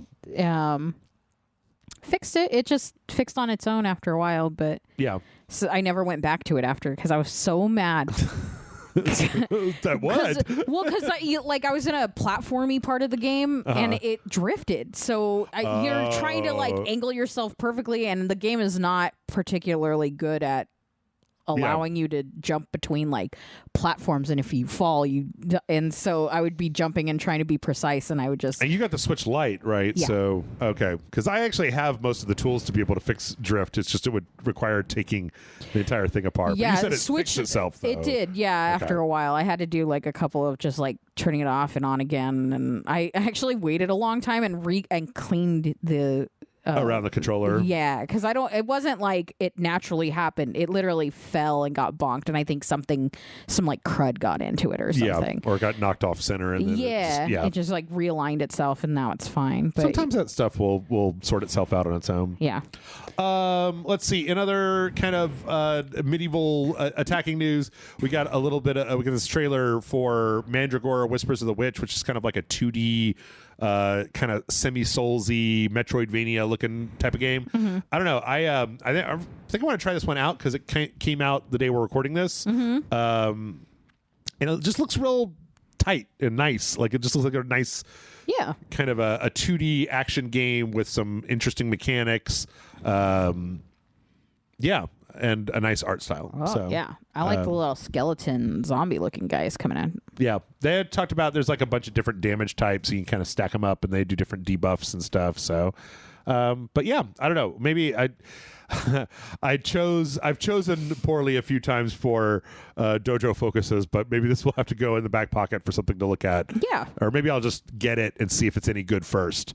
Maybe I'll do it that way. Maybe I'll see if it's worth our time. Oh, you're going to like pre-play a game before playing it on a dojo, Jeff? I mean, I don't like to do that because then we don't get the first impressions. Yeah. So. The first vibes are the best vibes, I think.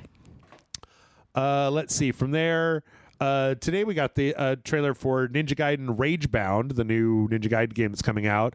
And this one was introduced this new character, Komori. She's a babe. Yeah, a lady ninja. And then I don't know, from the trailer it seems like you're gonna have her you're gonna have some kind of ability at some point to switch kind of between her and the main character. Mm-hmm. So she looks like a more ranged focused character, a little bit more acrobatic. And there's some stuff in here that could probably be a spoiler. But then it kind of shows her in like a sort of a ghostly form. Kind of floating around them. Yeah. And then there's a certain part in this trailer where they show the main character like kind of rooted to the spot and then like letting that character out to do like a platforming challenge or something. Anyway, all this looks great and I can't wait because it looks like a fun game. Bunch of cool Ninja Gaiden stuff. So, yeah. I don't know. I'm a little leery about the Game Kitchen there because they made Blasphemous, and the last Blasphemous game was like it was okay, mid. But I don't know. We'll see. From there, speaking of side-scrolling action platformers, we got the console release date for American Arcadia. I think you and I played this. We did. I remember this. Where it's like everybody's kind of on this TV show and you're like the least popular person or something. Yeah. And it's got like a side-scrolling thing where you play as this kind of guy trying to run away from like guards and stuff. But there's also like a first-person thing where you play as a woman that's like helping him. That's like running the show, trying to get him out. Yeah. Yeah. Very strange because I think we played this like a couple of years ago. The idea that it took this long to get onto consoles is a little bizarre to me, but it now has a full-on console release date. Sweet. And it's coming on May 15th. Yeah. So that was a really interesting game. I like that concept. Yeah, I liked it too. I think it was right in the I think that might have been a 2023 game when everything was like top tier the entire year, when it was just like banger after banger after banger. Yeah. You can't avoid the bangers, so you can't avoid the bangers. Can't avoid the bangers. Let's see. We also got the official release date for Shotgun Cop Man. I don't know if you've seen this, where it's like Shotgun Cop versus the Devil. And no, I haven't seen it. It's from the guy who made My Friend Pedro. Yeah. And it's like a platformer, but you use your guns to do a lot of like the platforming. This our close personal friends at Devolver Digital? Yes, it is. Yeah. So yeah, they put out a nifty little trailer where they have like the name of the game and stuff, and they show a few of the different things that you could do. I don't know. I'm having a hard time because it's really lo-fi. Yeah. And it looks like it could be fun, but it's not. I mean, this kind of like Super Meat Boy style platforming usually isn't like my thing, but I don't know. Using the guns to platform is kind of a delight. It also has a real weird sense of humor, which I do appreciate. I mean, that's like Devolver. Yeah. So, yeah, May 1st is when that's coming out. Jesus. You think a Shotgun Cop Man? Yeah, no, they really give you a close-up at the very end of that trailer. Well, it's interesting because he's really like made out of blocks, but then he has a face that's like very realistically pasted onto a bunch of just polygons. It's horrifying. I don't like it. You should see what Satan looks like. No. Let's see if I can find it from their initial announcement trailer. Oh, not demo. Oh, yeah. There he is. Yeah, there he is. Jesus. No. What's that? They're awful. Freeze, Satan, you're under arrest. And yeah, Satan looks very weird. Why? I don't know. It's a very strange game. Yeah. But I don't know. We'll have to check it out and see if it's worth playing or not. Yeah, I'm legally obligated to try out every Devolver Digital game because of my skin. Let's see. Speaking of shotguns in action, Call of Duty Warzone has their latest ill-advised crossover. I don't know.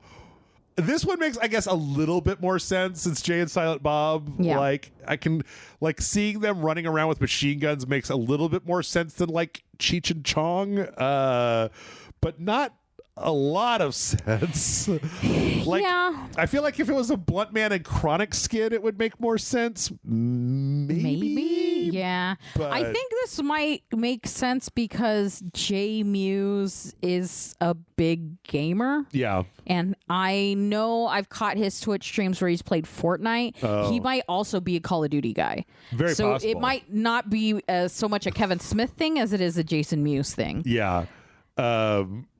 They're pretty good renditions, though. Yeah, they're pretty good renditions of them. Yeah, they look thicker. It's like they look like they have secret build underneath. Like whoever made them was like, they're gonna look muscular or something. Part of it is probably just making it line up with the skeleton of the characters that they're replacing. So they look like they're secretly ripped, and it's very funny. It does also look a little weird just seeing them standing around kind of makes a certain amount of sense, but seeing them in the like combat runs is a little bit more like silly. Okay.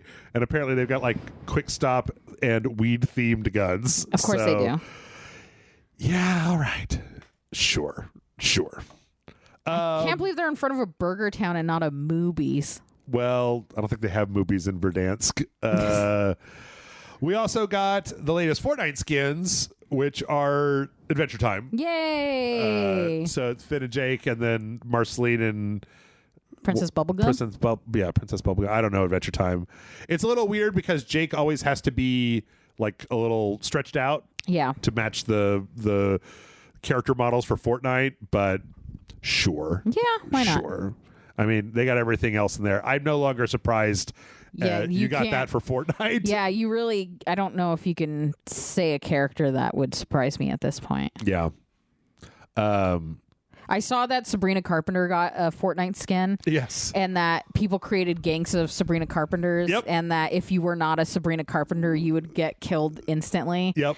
And that was delightful. I thought that was great because it's like dudes that all just decided to do that. Well, I think I had a story, it was either last week or the week before about that, where it was like they have a synchronized dance move now. And so it started as just a thing where if you were playing as Sabrina Carpenter and you ran into another one, you would just stop and start dancing, and then they would do it. Yeah. And then this just started to like balloon until you had like unofficial teams of 18 people playing as Sabrina Carpenter blowing people up, and it's like, okay, sure. Sometimes you gotta lean into the whimsy of it, and that's the glory of big online playing games, is that things like that happen, and it's always this weirdly organic thing. Yep. They've decided that's the thing. Well, it's also really interesting too because since they added the Rock Band element into Fortnite, it's like they have like a featured artist. Like before Sabrina Carpenter, it was Hatsune Miku. Yeah. And so. Oh yeah, I've seen full compilations of Hatsune Miku get ganked by Sabrina Carpenter. Oh, good. Delightful. This is the world that we live in. TikTok is made. This is what we've traded in most of our video game variety for Sabrina Carpenter and Hatsune Miku shivving Jake the dog from Adventure Time while Pickle Rick looks on in horror.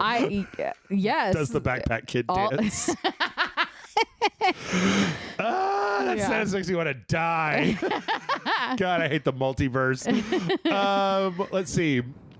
We got another trailer for Fragpunk. So this was an online multiplayer shooter.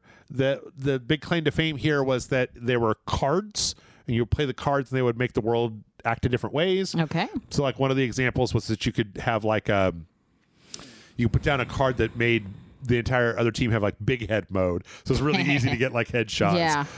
Or you could like freeze, like you could create like a barrier, or you could do stuff like that. It was kind of what their intention was.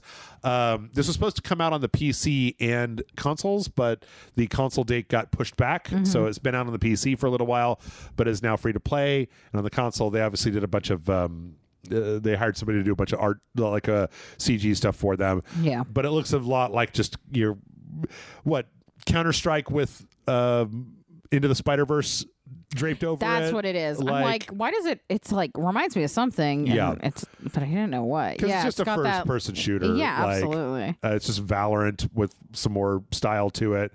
But yeah, it finally got a console release date, which is the 29th of April. So.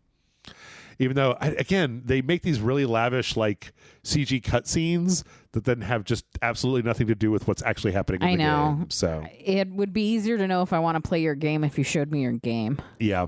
Well, they showed a little bit of it, but still, like... Yeah. Let's see. Well, let's move on from there to a game I am a little bit more interested in. So, Chronos: The New Dawn is the next game from Bloober Team.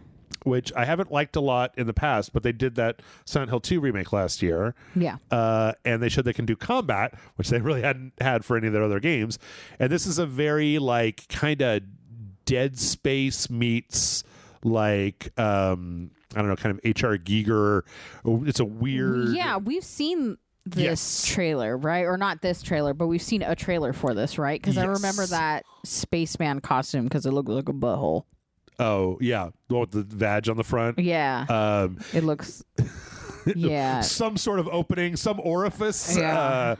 So, yeah, this one shows a little bit more of the combat. It shows, like, there's kind of this idea... I don't know if it's going to be a major combat thing that says, like, the theme of this trailer is don't let them merge. So it seems like if enemies, like, touch, like, dead enemies, then they'll combine into... create more powerful enemies, which is kind of an interesting idea. I do think this is an interesting... If they can pull this off, there's been a gap left by Dead Space, right? And absolutely. There was a Dead Space remake that people liked, and then there was that the something protocol that had what's his face, Josh Brolin or whatever in it. That like I can't think of what it's called. That looked like it could be the next Dead Space, but wasn't very fun. And so there's still kind of a void for fucked up outer space supernatural weirdness. We need more cosmic horror in this world. Yeah, and this looks like it could totally do that. Could totally fill that void. So I don't know. Before Silent Hill 2 last year, I think I would have been a little bit more cautious because Bloober Team's games were always just like, and then you walk around, and then you walk around, and then you walk around, and you look at stuff. Yeah. Layers of Fear and those games, and they just never really did anything for me. But this one, the main character has a giant gun, and I like that because they're using it to shoot stuff. I'm so distracted by that oddly sexual helmet. By the orifice? If he looked up, if he looked straight up, he would be a dick. Do you get what I mean? Yep. But I also think that when I was watching this trailer, there was a point where the main character got hit, and I think that's a lady in the suit and not a dude. They were like, we need you to know it's a lady. Right. Vagina on the helmet. Vagina face. Yeah. I don't know that for sure. I mean, because my favorite feminist icon, vagina face. Vagina face versus pyramid head. While Jake the dog honestly, looks if she's a woman, it's even more of a reason to make it look like a dick. Yeah. To be like penis envy, you know? Well, yeah. I don't know. I like that we now have seen some actual gameplay. I do like the fact that they showed the puzzle of like getting this walkway to kind of shift back, and that there's parts of it that are like in an outer space as opposed to just kind of this ruined area. Yeah, like a destroyed city, but then also floating between. They also keep flashing just like these like pictures of people, and then the initial trailer was the one where this main character was at a chessboard with like an old lady. So I like that there's some kind of weirdness going on, but then I also want the ability to shoot stuff. So if you can give me both, I don't know, Bloober Team, you could be 2 for 2. Yeah, happened with Obsidian, could happen with you too. Yeah, we're rooting for you. Yes.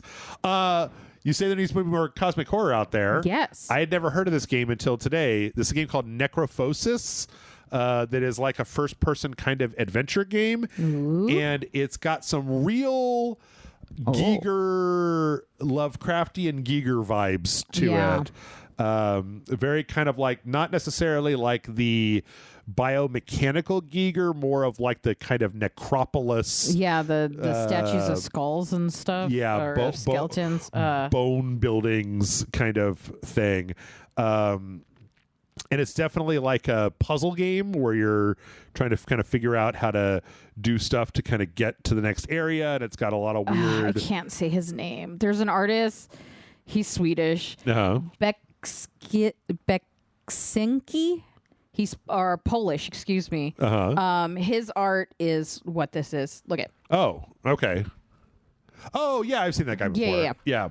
But yeah, it looks interesting, and I just have never heard of this, and it is kind of out of nowhere. I'm into it. Yeah. That looks like Pyramid Head. Those look like Pyramid Head. Those got some pyramid heads, but also cosmic. We got like solar eclipses and black holes and fucking like crazy shit. Yeah. And carrying around a corpse? bodies, and there's like a spider. Mechanical spiders that go into people's brains and tentacle monsters. What if this accidentally turned into a Doom game? Yeah. Oh. That guy's eating his hand. There's a lot going on. There's a lot going on in this trailer. I think everybody should go watch the Necrophosis trailer. This looks like every fucking metal dude I've ever seen at a show's tattoos. So the question then becomes, you remember when we played Scorn and how that just didn't really work for us? Yeah. Does this work? Because the iconography is good, but if the gameplay is like just inscrutable, that we don't know what the fuck we're doing, just straight up Cthulhu at the end, right? Cool. Yes. I mean, like, it was like, we're kind of hinting at the idea. Cthulhu. Yeah, it's Cthulhu. Cosmic horror. Yeah. There's something, I don't know what it is. Oh yeah, there he is. Yeah, there he is. He's just right hanging out like, Hey, I've been waiting for you the whole time. I'm in this game too. Just in case subtlety was completely lost on you. Here I am. Yeah, that's what I described this as. Subtle. Yeah. I think it's a pacing thing of like, it needs to feel like something's happening, because it felt, if I recall, like nothing was happening. It was a lot of weirdness without anything to grab onto, and then it was hard to figure out what to do. It was hard to navigate because everything looked very similar, but then like we're supposed to find stuff and then go to other places, and it was like, well, where the fuck was that room? I don't know. It all looks like a weird slime mold. Like, I don't. Yeah, it just didn't. Yeah, didn't work for me. Let's see. Speaking of Monsieur Cthulhu, Forgive Me Father 2 has a console announcement, or a console release date now, or has been announced for consoles. This is like a boomer shooter that is where like you've got cosmic horror. This is more of like the cosmic horror has infected everyone around me and I have to shoot them all with a weird biomechanical existence gun. Yeah, I was gonna say, did that gun have a beating heart for a second? Yeah, there's a lot of guns that have they're like juicy. Yeah. That have like very strange. I kind of like this art style though. The kind of like shooter, retro. Yeah.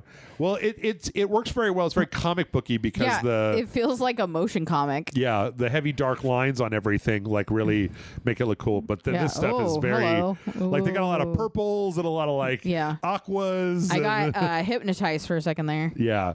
So yeah, it's coming to consoles this fall. That's good. I think actually John and I played this when it was in early access. So it seemed pretty good.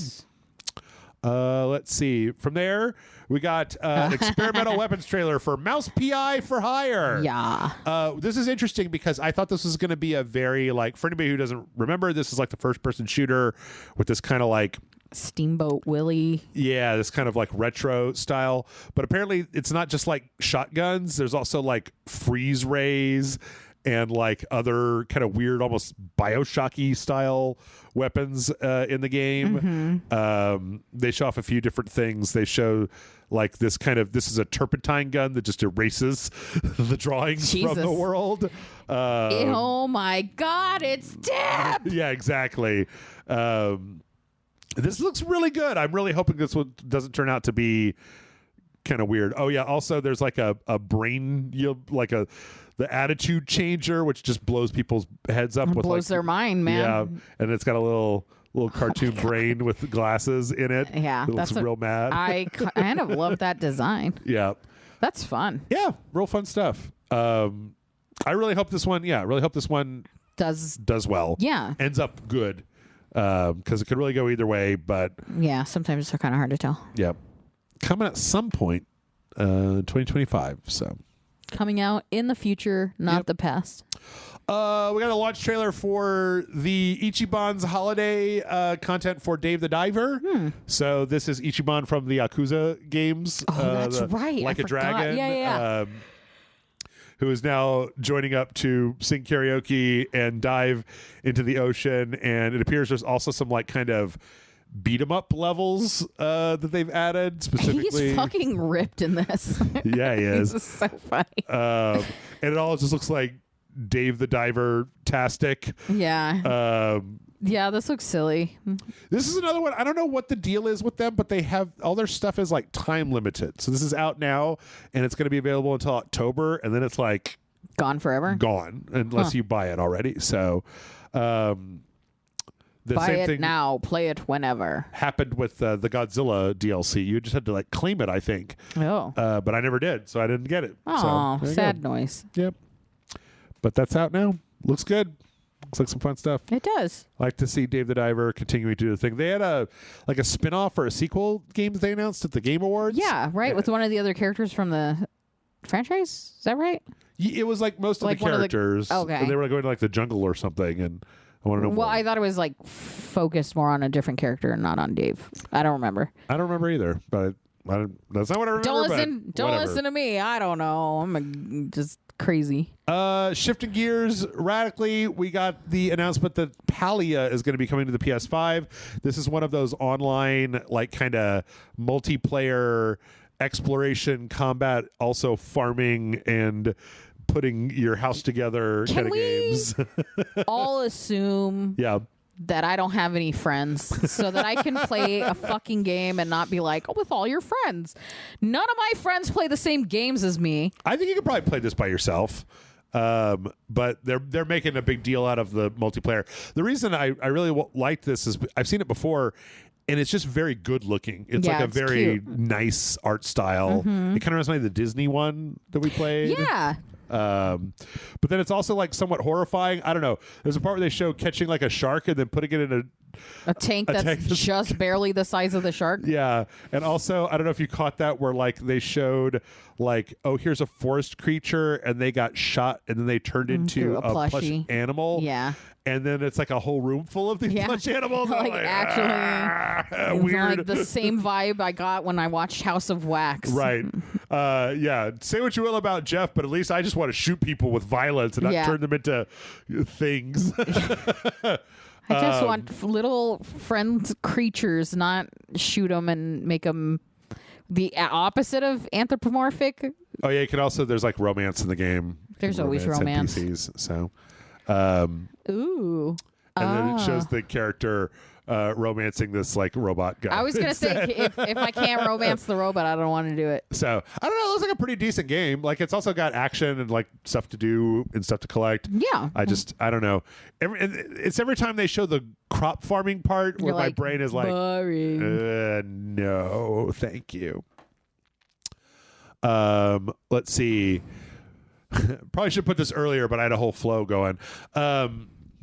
Street Fighter 6, they got a new character announcement. This is Elena. She was first announced in Street Fighter 3, and then she was in Street Fighter 4, but not 5. This kind of Brazilian capoeira fighter. I remember her because her sprite in Street Fighter 3 had like an idle animation that had like way more frames than anybody else because she has really long legs and she kind of like went back and forth with them. But this also means they're adding in a new area for your character to go to in Street Fighter 6 to like learn these moves. Also, it appears they gave her some pants this time around. What did she have last time? Like a thong. Yeah, okay. It's a nice little trailer. It's very like everybody's like kind of dancing around because of her like style, and then all the animals are also kind of into it.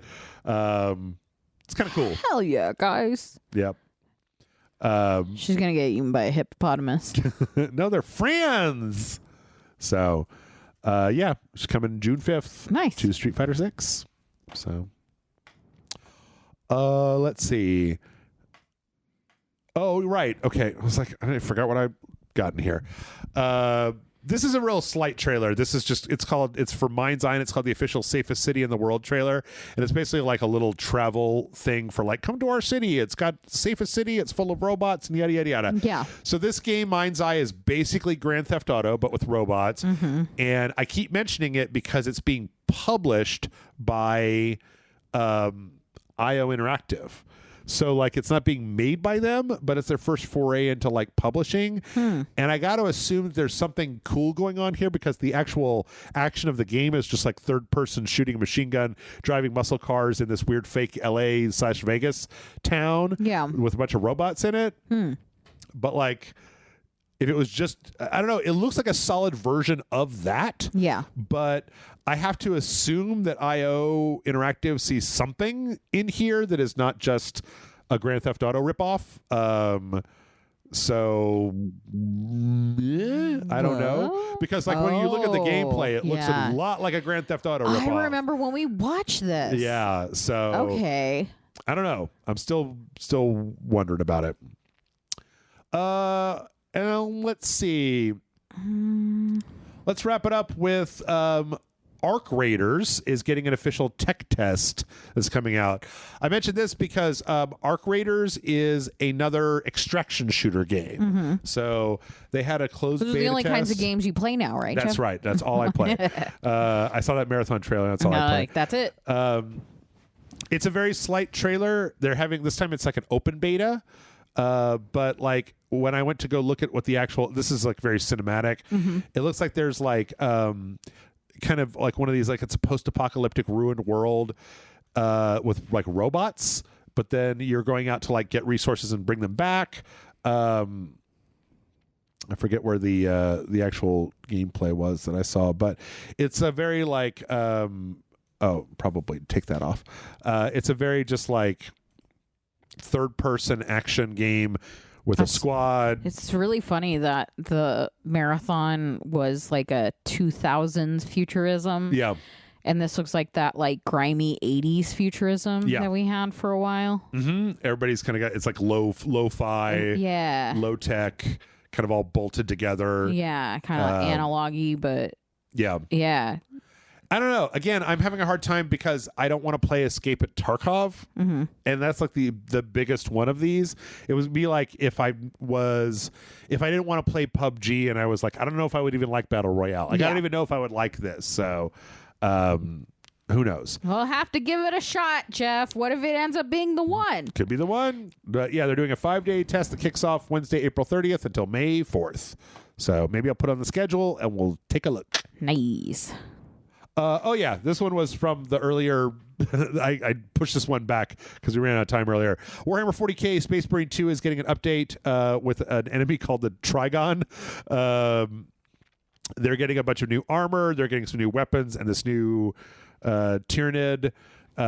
People were really worried because they announced they were starting to work on the third game, that they would be getting less content, but this is like there's like a new game mode, and there's new armors, there's new enemies, there's new all kinds of stuff. Nice. So it seems like things are still, and this is all free, which is I think is a really weird thing that's happening in the game industry where like everything is free updates. Yeah. And people are like, are you against that? Well, kind of yes and no. Like in some ways, it's good to give people more bang for their buck, but like I worry that studios will end up bankrupting themselves trying to, if that's expected, if everybody just expects like a bunch of new modes and content and cosmetics all the time, then anybody that doesn't provide that's going to be seen as a failure, and that some studios will end up breaking the budget trying to do it. Yeah. Like I have no idea how No Man's Sky keeps adding updates. Like there was another one of those like 2 weeks ago. And I was like, how? That's just what man? they do now, man. I don't know. But what business model is this? Surely everyone who was going to buy the game has already purchased the game. And I you're would working love on another to know game. the Like, analytics to it. Like, do they get new players? Are they getting income through? maybe, I don't even think they have like a microtransaction store that people could give them more money. Do they have a Patreon or like? I don't know. Do people Venmo them every once in a while? That's a good question. Hey man, good update. Here's $2. They're like, thanks man. Put it in their pocket. Let's see. Speaking of games that are coming out, the Xbox April lineup has been, Xbox Game Pass April lineup has been fully fledged out. Grand Theft Auto 5 already came out this week. Neon White came out this week. SpongeBob SquarePants, the Patrick Star game, is out this week. Fuck yes. Crime Scene Cleaner. Tempopo is on Game Pass this week, which is, do you remember a game called Patapon that was like a Sony game where you little guys and you would say pon, Patapon? Yes. Tempopo is that same game, but just not for Sony. It's they're like, it actually didn't take much to make it not for Sony. Claire Obscure Expedition 33, one of the worst named games of all time, but very interesting, is coming out April 24th. That's the weird French JRPG where it's like there's a big, I don't know if you've seen this before, where it's like there's like one group of humans left in the world, and they like a witch will paint a number on a big rock, and then everybody who's that age dies at the end of the year. Yes, and they all go on like an excursion to try to stop them. Yes, and this is the 33rd one. So, but yeah, that's coming April 24th. Towerborn April 29th, Far Cry 4 April 30th, and then in May we've got Anno 1800 and Call of Duty Modern Warfare 2, as well as Dredge. It's a pretty good lineup. Yeah, it's not bad.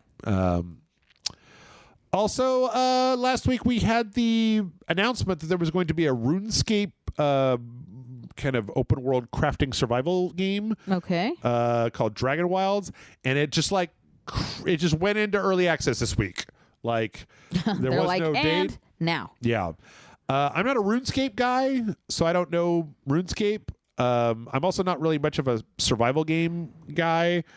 So it's hard for me to know exactly what this is doing different outside of, like, I don't know, just you're going to build your house, you're going to explore, you're going to get resources, you're going to craft new weapons, and then you're going to go out and kill more guys. I don't know. I feel like this is the sort of game that is kind of in vogue right now, but that I don't know how many of these we can stand to have in the world. Yeah, how many games do you have to build your own fucking house? Yeah. It's a lot. Or decorate. Well, and then the crazy thing about video games is that it's like, yes, I decorated my house. I put a chair in, and it's like, well, this is a video game. You don't have to sit in a chair. Right. Like, you don't get tired. I relaunched the Ooblets for just no reason. I was looking for something, and I looked in the house that they give you, and you can like decorate it. And they're constantly like, buy stuff to decorate your place. And all it has are storage units, so it's a bed because you do have to sleep in the game, right? And then just a room full of chests. Yeah, that makes sense. It. All right, lightning round time. Going through the rest of these, we got a release date for Among Us 3D. That is going to be coming out May 6th. Apparently, this was originally going to be just VR, but now it's on. You can play it non-VR on PC as well. Nice. I don't know why you would just play the original Among Us if that was what you wanted to do, but whatever. Who cares? Yeah. Date Everything finally has a full release date. Fucking finally. They've been doing voice actor reveals. Oh yeah, a little character. Yeah, like Erica Ishii, Matthew Mercer. There's a lot of Critical Role people around. Supposed to be out on it was supposed to be out on Valentine's Day, but it got pushed back. And we now have a full release date of June 17th. They also put out a little trailer. Apparently, Felicia Day is the one that voices your glasses that turn things into people. Oh, okay. And they showed off a few different a few different characters. They've been showing off a lot of characters. There's a lot of fucking characters in this game. Characters. So. Mark me down. I will quit RageSelect if you play this with anybody else. Okay. You all heard it. So if you hear somebody else on that episode, those are the... I'm dead. Here's the I like these. These are the hangers. Oh my God. It's like 5 dudes, like a boy band. That's so funny. Hangers. All their gear, all their outfits have little hangers on them. Yeah, they're like a Sentai boy band squad. That's amazing. Dune Awakening was supposed to be out at the end of the month, but has been pushed back to June 10th to do basically adjustments based on feedback from their beta test that they just had. Okay, so, that's fine. You know, mark a calendar. They were like, turned out you guys didn't like it. Oh, where did my news story go? Okay, well, it's gone forever. Ha. PlayStation is cashing in once again on The Last of Us for you guys. As if you didn't already own The Last of Us 3 or 4 times, they now have a $100 pack of The Last of Us 1 and The Last of Us 2, as well as, I believe, a $110 physical version that comes with some little lithographs and stuff. I don't know why people love this so much that it makes their brains turn off, where it's like, this is some bullshit, man. Like, not since Skyrim has a company sold you the same game so many fucking times. It is a lot, yeah. Are you kidding me with this bullshit? I know the show is having season 2, but what if you made content for the game instead of just trying to sell me the same fucking game remastered for the 4th time? Like, I don't know. It's never appealed to me. Not even Pedro Pascal could make me interested in this. There's all these quotes from people that are just like, it's not even a video game. It's like a great work of art literature. I'm like, it's fucking misery porn. Don't do the same thing that people do where it's like, it's fucking Dancer in the Dark, okay? Like, if you want to watch people suffer and that makes you think that a thing is art, that's fine with me, but please stop trying to tell me that that's all that art is. There's more to this world than watching people suffer and fuck each other. That's not what I'm interested in. I want to be Jay and Silent Bob shooting Nicki Minaj in fucking Warzone, okay? While flossing. Yes. Yeah. The next Mafia game, Mafia the Old Country, release date has accidentally been leaked, or may have. Did it, or did the AI know it's secret? There was an update on Steam to a panel that was happening on one of the foreign language versions of the game, and at the bottom, after the normal thing that it talked about, it was like... Mafia the Old Country coming to consoles and PC August 8th, 2025. Oops, we meant psych. And then that got taken off, and then that got removed, and now it's not there anymore. And so that seems like one of them their fuck ups that is a real thing and not like a rumor. Oopsie doodle, guys. Destiny 2's next expansion is going to be revealed at the end of the month. Does anybody care anymore? No. May 6th? Nope. Okay, cool. Leave comment down below. Oh, there's my Last of Us story. Let's wrap up with a few fun things. Doom is getting a new Xbox controller that looks like the Doom Slayer. Nice. I kind of like the way that it's his chest piece, and then there's a bunch of ports on his chest piece that is where the controls and the sticks and stuff are. Yeah. There's also a wrap, a wrap for the Xbox that puts the Doom Slayer logo on it, and then there's another one that's a Elite controller. I like that they have splatters of blood. They're like, you've never seen the Doom Slayer clean. Right. He's gonna have blood on him. I just like the fact that this isn't they didn't only make 40 of these and you have to buy them through, you have to like a thing on Twitter to get them. Sell them for fuck's sake. Do you remember back in the day where you'd have to do you'd have to save your smoking points and send in for your bottle cap tops and shit like that? Yep. Yeah. I had my roommates once upon a time drank a lot of Mountain Dew, and they wanted to get into the Mountain Dew thing, and so they saved all the bottles of Mountain Dew that they drank, and what they did was they put them in all of the cabinets in the kitchen of the house that we lived in. So if you opened any cabinet, it was full of empty Mountain Dew bottles, and then they missed the deadline because they were huge stoners. And then it was just Jeff going, Were you living in Jay and Silent Bob? Guys, can we throw away the Mountain Dew bottles? No, man, we're going to wait until they come back, and then we'll have even more points. I'm like, they're not going to let you do that. Yeah, they are. Don't touch the Mountain Dew bottles. And I was like, okay. But this was back when I lived in my room. Yeah. Like, I wasn't responsible for what was going on in the rest of the fucking house. I lived in my fucking room. Hilarious. So, anyway, cool controller. If you want something fun, Bethesda is selling 2,000 pieces. Okay, so this is like a little commemorative thing for the Elder Scrolls Online with a plaque and then a RAM stick. And so they're selling basically these as collector's items. These are the RAM sticks from the original servers that were running the game before they upgraded them. That's kind of funny. And so there's like, I think there's like they're like $110, which is not a lot to throw away on like a collector's item. Yeah, like, if it means a lot to you. I mean, Mario Kart's $80, you guys. They're making. You could buy the complete edition of The Last of Us for $110. That's true. That's true. There's going to be 2,000 of these, so they're not exactly, I think, going to be like hard to get. But I have something which is better that you might even like. It's kind of a cool thing. Is it the cow from Mario Kart? It is not. Bitch, I'm a cow. You remember I'm a cow. Immortality, that game with the lady that we played where it was like the 3 movies with the lady and where did she go? Oh, yeah, and then as we rewound it, we started seeing all kinds of like weird shit. And then I made John play it, and then John saw different shit, and I was like, my mind was too blown for this. They made a Design Works book for it. Ooh. And it's like $60 for the book. 117 for books and like records, or 150 for like the deluxe. It has kind of everything. The music being worth it. The book has a lot going on. Like some of the enhanced editions, they have like signed Polaroids in them. They have these 3 things are the 3 like in order scripts for all 3 of the movies of the game. They've got like production stories. Apparently, in an interview with the developer, they asked him about like. The interviewer was like, so in the specs for this thing, I noticed that it has like heat reactive paper as part of the book. What's that about? He's like, I'm not going to tell you. That's a surprise. No. There's a lot. You can't do a mystery on top of my mystery like that. Ticket stubs for all the different things, scripts, newspaper clippings. That is genuinely tempting. Yeah. If I had money...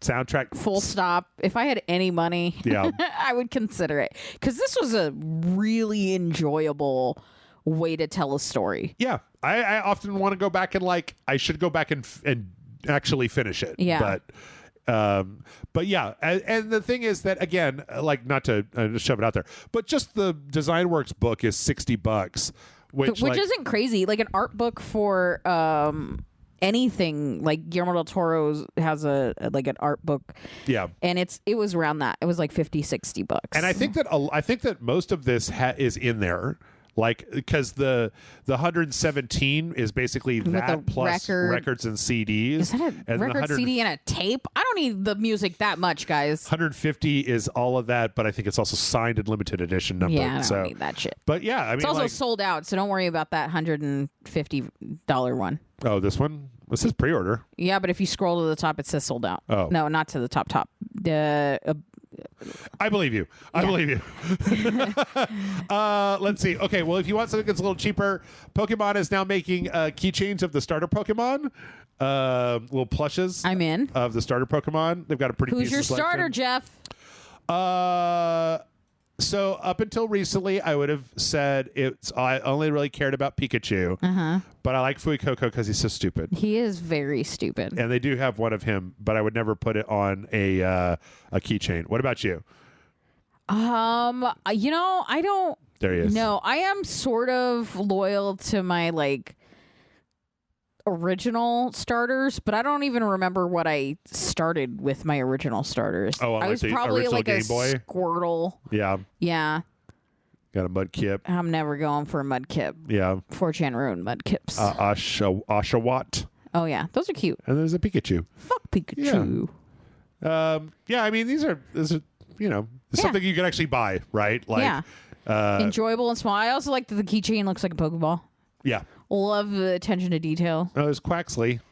I liked him. Yep. He was fun. There's a lot of these. God, I didn't realize how many there were. So every game had new starters. Scorbunny, Snivy. Snivy was cool. Salt. Oh my god, he was my starter in that game, whatever game that was, because he turned into like a Was that Violet?